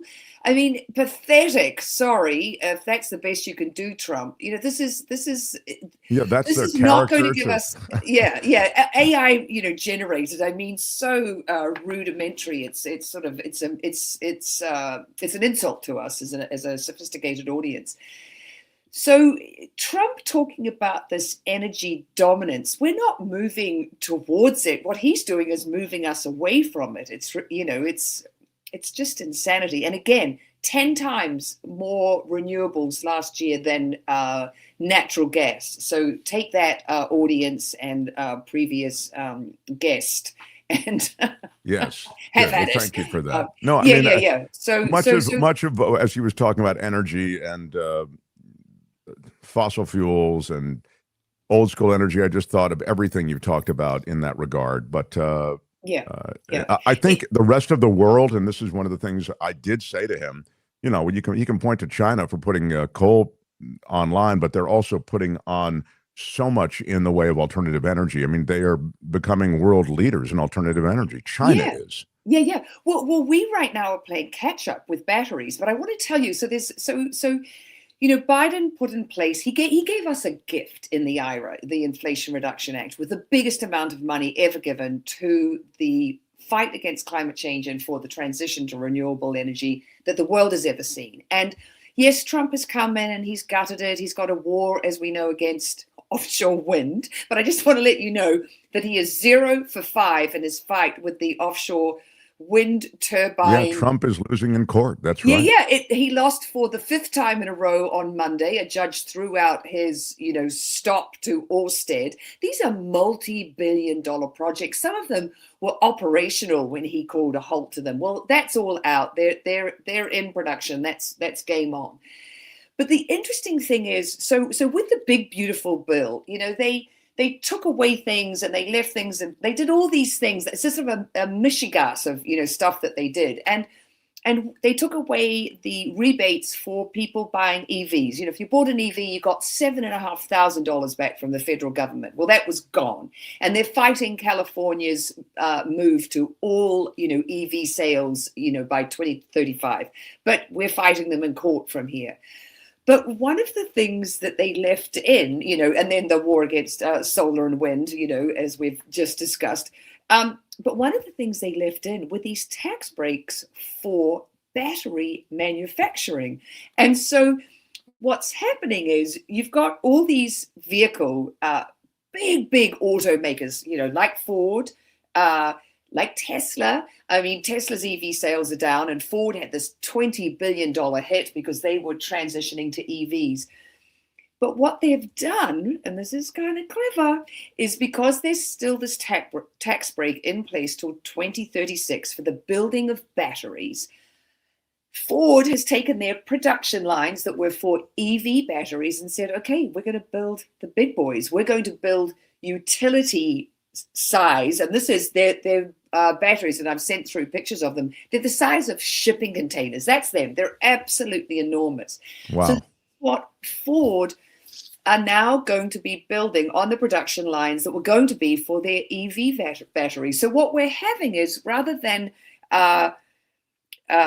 this, move back to fossil fuels, we're just having a pivot, everybody. And so, yes, it's very expensive for Ford and other companies, but this is the future, and this is where we're going. And the wild thing is, it's going to be the tax breaks that are still in place, until 2036, and then tariffs against Chinese imports, which are going to give companies like Ford, who want to build these great big batteries, a head start, because they're going to be building their own components. They're not going to be importing Chinese ones. And it's not just Ford who have used equipment and technology from the big Chinese battery giant KATL. Maybe they call them cattle, I don't know, but KETL. Tesla have also been the recipient of their help. But it's just interesting because, industry obviously will find a way to keep making money. And just to talk about, what's happened here with batteries. So our battery storage capacity in the US grew by 60% in 2024. I sent through, this. Look, and now it's growing exponentially. And we need this to happen, Mark, because we need battery capacity to be 6 times what it is currently by 2030. So we've got... And the reason for that is? Because of all the solar. Because there's all this solar being produced. Go ahead, finish. What happens is, and wind, so they get produced during the day, and at night, who takes over, feeding the grid energy? Batteries do. Batteries do it. And I just want to go back and say a thing about Tesla, and then I want to get on to how amazing batteries are. So Tesla right now, the biggest growing sector of their business is battery manufacture. That's where they're making way more money than they're making out of their cars. As we know, sales of Tesla all over the world have plummeted, but it's batteries. And they've also announced that this year they are going to be building the big boys, the container-sized batteries. This is just, the way of the future. But just to give you an idea of what batteries do. So, here in California, we've been producing lots and lots of solar and lots of wind for a long time. And there are periods where the whole grid in California of energy produced, we can be running on renewables. We're producing enough. So there was a night back in April of 2024, and our capacity, as you can see from that graph, was a lot less then. But there was a night where the energy being fed into the grid from batteries was the equivalent of the energy that you would get from 7 large nuclear reactors.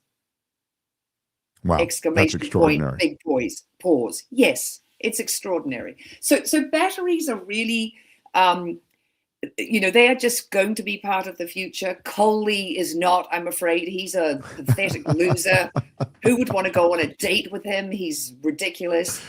So we've got this. Sorry, Coley. Yeah, Coley. You're not. Yeah. It's over for you.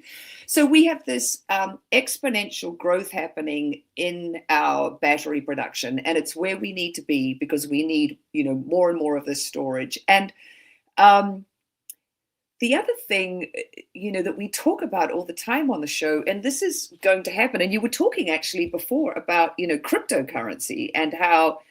The Trump family are really into crypto. Well, crypto, like anything, AI, it takes tons and, not tons, it takes a huge amount of energy. And we are not going to be able to do it with fossil fuels. We just aren't. It's, we have to have these renewables. And the fact is they're growing.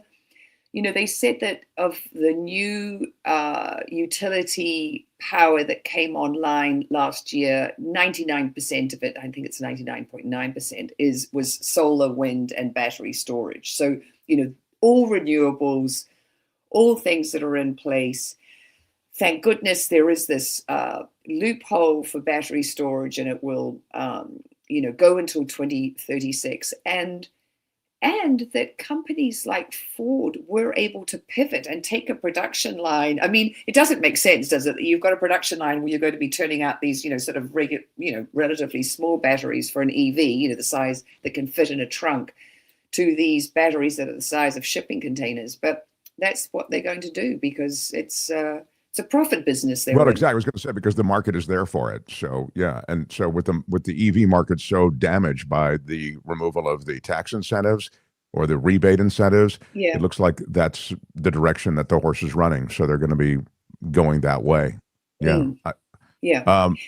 So just on this energy consumption thing, you'd sent along something that I thought was intriguing about Musk and the generation of illegal power. I wonder if you could touch on that. I mean, I'll follow you wherever you lead us, but I want to make sure you get to that if you can. Oh, yeah, that's interesting. So it's, he's this guy who came out initially like, I'm going to be all about clean power and I'm going to be the good guy. And, look at my Tesla. Not that it was his technology. As we know, he bought Tesla. He didn't innovate it. But he's got XAI is running off these they're trucks, and they generate energy from methane. And he just has these trucks parked outside his big data centers supplying energy. And the EPA have actually said, Lee Zeldin's, Trump's EPA have said these are illegal. And of course, they're terrible for the people who live near there. You've got this polluting, methane, as we keep on saying, they call it natural gas to make it sound like it's, benign and a good thing, but it's not. It's 4 times the power of CO2 as far as heating up the planet goes.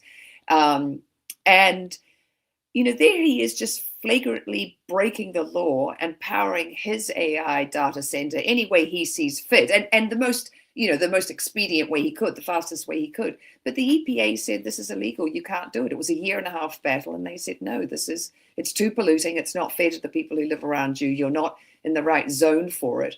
And it's just, interesting, I suppose, that, it's like we have a bunch of lawless cowboys in charge who think that they can do what they want, because what the Trump administration did to try and overturn California's move to EVs was completely illegal. And,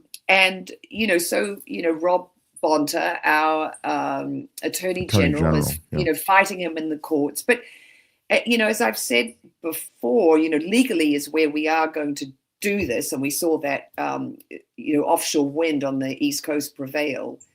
But it's I was also just on that note about the communities affected. I have 2 points. One is that the EPA, to which you've pointed in under Lee Zeldin, who's completely, it's yet another completely corruptible functionary of Donald Trump. He runs the EPA, and so his EPA throws the flag on Elon Musk. They go to court, and after a year and a half, it's ruled against Musk. Again, that was one of the reasons that Musk went after the EPA in the first place when he went in with Doge and trashed the place and made all those cuts. It was because the EPA was going after Musk on the SpaceX issue. He's destroyed fragile habitats with his SpaceX trashing of these environments. There's an after effect, if you will, from these launches and from the SpaceX work, and it's environmentally devastating. And so the EPA called him out on that, and he went through that same dance. This is with the Biden EPA. So now to have the Trump EPA, which is pretty much rolling out the red carpet for anybody who monies Trump, and Musk has certainly done that.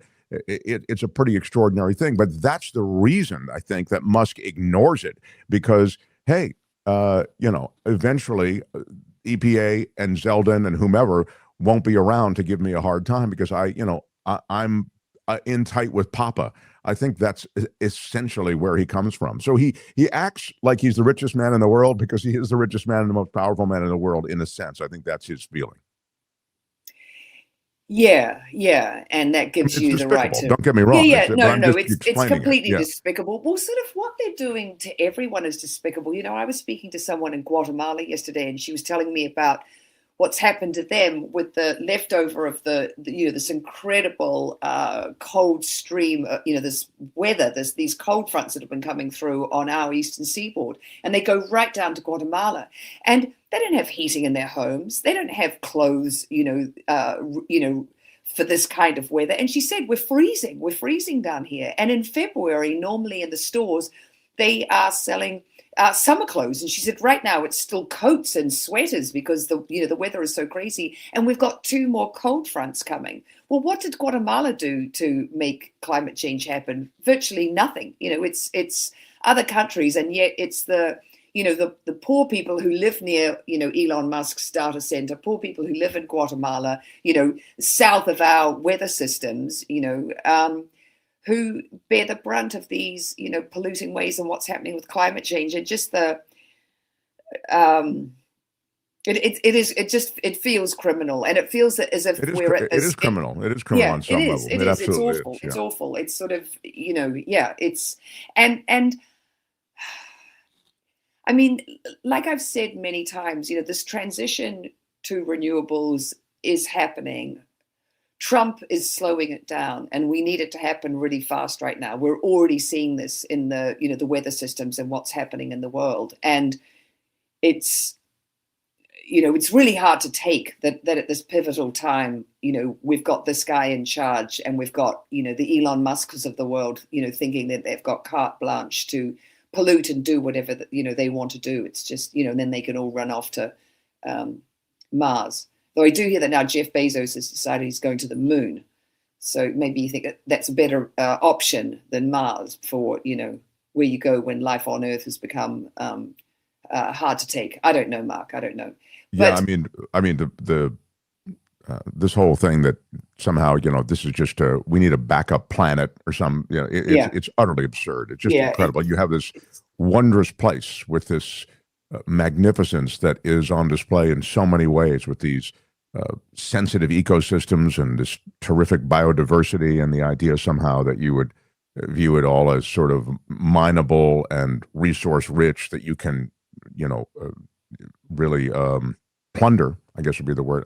I want to use an even worse word, but in YouTube it'll get me problems.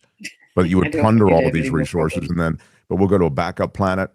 That's it's insane, and it's craven, But look, I love that you could come here and get us pointed back to magnetic north on some of these environmental things.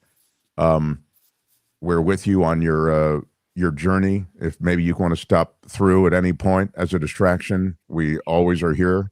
I don't know what the time difference is, but that would really be great.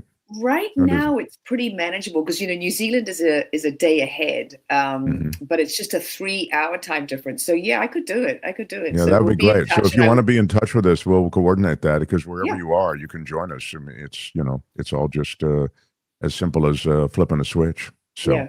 Yeah. Okay. Well, I'll miss you guys, but hang in there and keep the faith. And I saw someone in the chat say something about butane and other things. Natural gas is ethane and methane. That's what they're burning in, and that's how you're also getting it with the escaping as well. Not all of it gets burnt up, but it is methane and ethane that they use as the fuel in a natural gas power plant. That's why you're here. Okay, everyone. Belinda Waymouth, everybody. We're with you, Belinda. And it's the planet, stupid. More. It's the planet, stupid. No. It's the planet, stupid. Next time, only on The Mark Thompson Show. I will take a quick note of the flash poll. It's a Mark Thompson Show. I think it was pretty one-sided, which was how dangerous is Trump's nationalizing of elections? How dangerous is Trump's nationalized elections demand? Extremely dangerous. 93% of you say that. So pretty much after that, overblown media panic, smart political strategy, just bluster. They just are kind of rounding areas. I also want to quickly note that I was pretty much excoriated in some of the comments. He lost me, Louis says, at being more concerned about optics, not things being wrong. That's why I stopped when I said, you're concerned about the optics? I mean, don't you think that there's something to the absolute corruption here? Perhaps Vader should have hired a PR firm and the rebels would have supported him. Yeah. That's funny. Big shout out. Big shout out, Luis. Thank you for that. I saw through all of his little tricks with the avalanche of so-called economic data to flip the audience to his side. GOP are masters at this. They want to convince the left to hate the Consumer Protection Bureau. Yeah, I mean, I think the Consumer Protection Bureau, the creation of the Consumer Protection Bureau, one of the great achievements of Elizabeth Warren, who I would have loved to have seen go all the way, But it's indefensible that you can put it down because to me, as I say, anything to protect Americans is something worth having as an institution in government, and that was one of them. Love to Bud. I would like to see Mark be more argumentative with guests that he disagrees with. Yeah, that's an interesting. We don't have a lot of guests on with whom I disagree so vehemently as I might with him. I'll tell you, we've recorded a couple of interviews with people who I did disagree with intensely to the point that I felt it was almost rancorous and it didn't work. And I just don't want to do a Piers Morgan octagon show where you bring people in and you give them, drop kicks of one sort or another, even though I suspect it would probably give us upticks in the audience. Look, most of the people we bring on, the guests we bring on, are learned and generally speak to areas of life and government and politics that they are bringing some expertise to. I get that you didn't like this guy to the point that you are angry that I would even put him on or give him a platform. Okay, it's a point taken. Maybe it was a mistake. We'll talk about it in the post show. But it's a decision we made because I thought some of his writings on particularly a free market economy just don't hold up to scrutiny. And I was looking forward to talking to him about a free market economy. This is as far from a free market economy as you can get. You've got the government all over this economy like a bad smell. It's indefensible. Now, again, I wanted to hear him speak this position. By the way, I don't think he's MAGA unless you view MAGA in a much broader way than do I. He is not a huge rah-rah Trump guy. You heard him criticize Trump, although maybe you feel like, yeah, Mark, that's because you kind of forced him into criticism of Trump. I get it. I know he's anti-Obama. I think he wrote a book all about taking Obama down. I get it. That doesn't make him someone who I don't want to have an interaction with. But I take your general point, and I've made, why be scared to discuss other viewpoints? Like, why shut them down and not be able to discuss them in a rational way without yelling at people? And I just don't understand, because I think that entertaining all ideas is only a better way to make sure that what your way of thinking is what you actually believe, right? Yeah, I mean, I'll tell you, thank you for that, Kim, and you're lovely to try to defend it. I don't think I want to entertain all ideas. I understand the idea that, we don't want to platform certain things that are really so hateful and awful or so. We've But I felt canceled interviews. We have felt- not run yeah. them because the person is outright lying, and we're not going to put that on. Absolutely. I felt that the economic stuff that he was talking about was the stuff that I was really interested in getting to, and that's why I had him on. So I get it. You didn't like him. Clearly, the audience is so brutal in their disgust for it that I don't think I'll take a meeting on another one. If you have the ability to make the moon or Mars habitable, you have the ability to repair the Earth, says Tone Loke. You're so right. I mean, how could you apply a science that would take you to another planet and somehow view it as habitable? I mean, Mars is ridiculous. I've spoken of this recently a lot because I guess it's come up a lot with Musk. It's ridiculous, the notion of going there, the notion of setting it up. It's not habitable in any way, but that you would even spend $1 or 1 hour on thinking about it is insane compared to the fact that you could spend that dollar an hour thinking about how to protect this planet, a wondrous, incredibly special place, and also quite a unique place, perhaps in the universe. So, Mark, I love it when you have people with different economic views on. It gives me a chance to rant about something meaningful, says Zeros.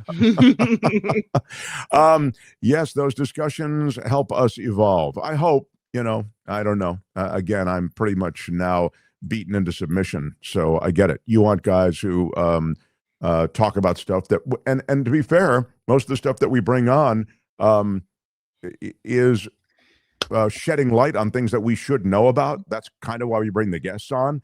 And they're typically those who are very much in agreement with our general outlook to the world, which I think is a charitable, decent way of thinking about the world. So I think that's what my audience is. But people are going to love tomorrow because we've got Greg Palast on. Greg is the very best. And Greg will talk to you about voter suppression, this new brand of voter suppression. And wow, what a perfect week to have Greg Palast on with Trump talking about the nationalization of the vote. Also, Trump is so ham-fisted about it that he says, well, I want to nationalize the vote. I just want to do it in these states. So stupid. I just want to nationalize it in these states, the ones that disagree with me. I just want to cheat where I would lose. Both sides need to be heard. Good interview, MTS. Thank you, Jim Eaton. I hope that that's true. I mean, I'm starting to, I felt very, I'm the tsunami of beatdown that I'm taking on the interview has pretty much got me believing that, So anyway, the idea, it's so much for that bold experiment.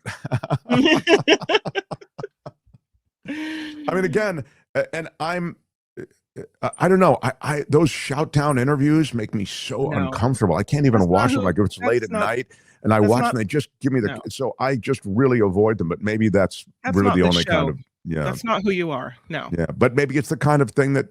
So in the future, if we ever did it again, maybe I have to get into shout down mode. The only people you shout down is your staff. Okay, that's it. That's it should all be. the yelling on this show is at me. Wes in Florida, people really need to listen to others while opposing views and talk normally and voice your points without getting angry. Thank you, Wes in Florida, and I appreciate that.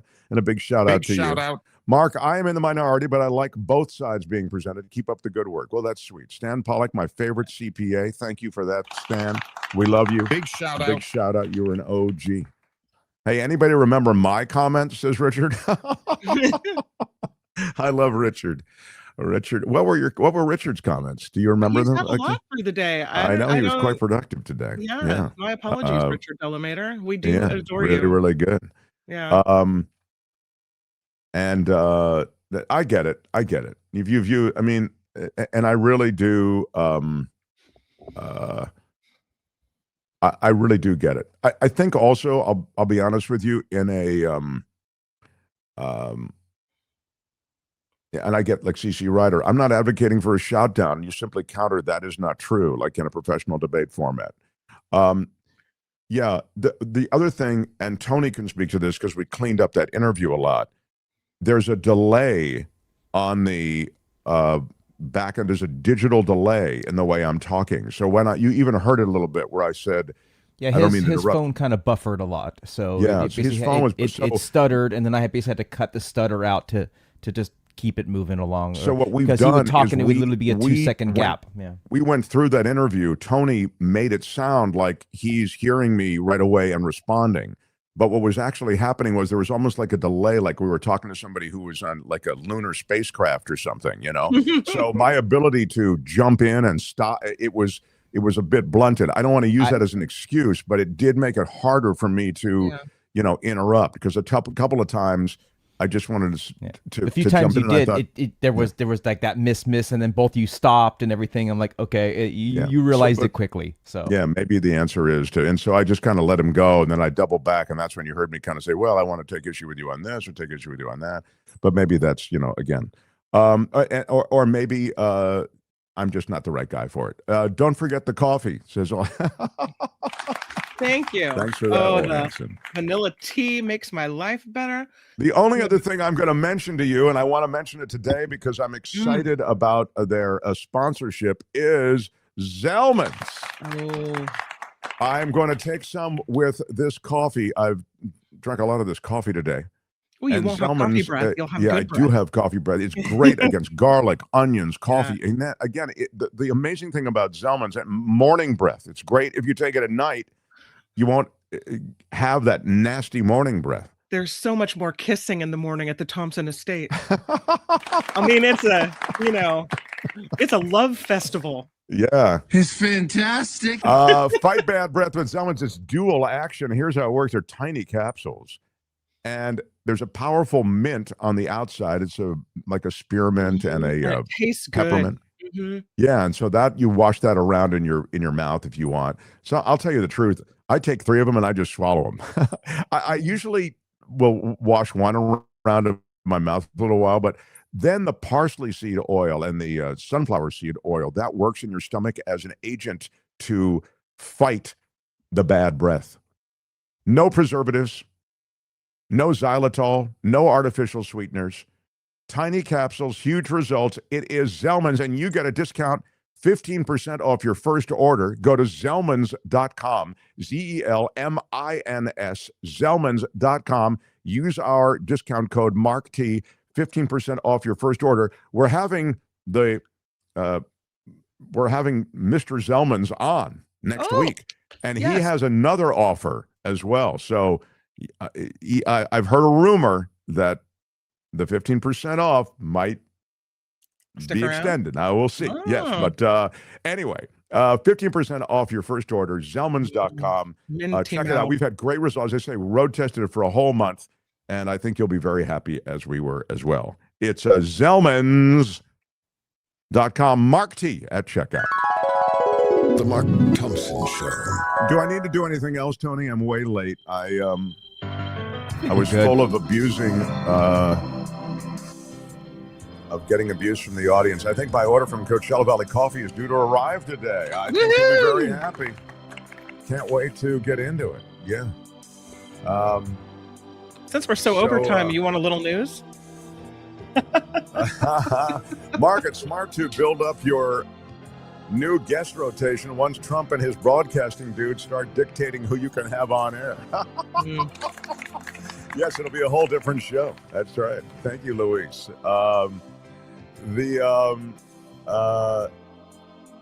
Yeah, I agree with this, Gregory. I mean, I think that's kind of what I'm saying, that there are no free markets. Please, free market, give me a break. This is the most market manipulative government we've had in years. So I agree with you, Gregory. I'm Shadow Stevens for the Mark Thompson Show. Bye-bye. It doesn't eliminate the smell of corn chips on your breath. Yes, I think it does. Yes. I love to. And it leaves you with a minty Greg mouth. Palace joins us tomorrow. See you then. Till then, bye-bye.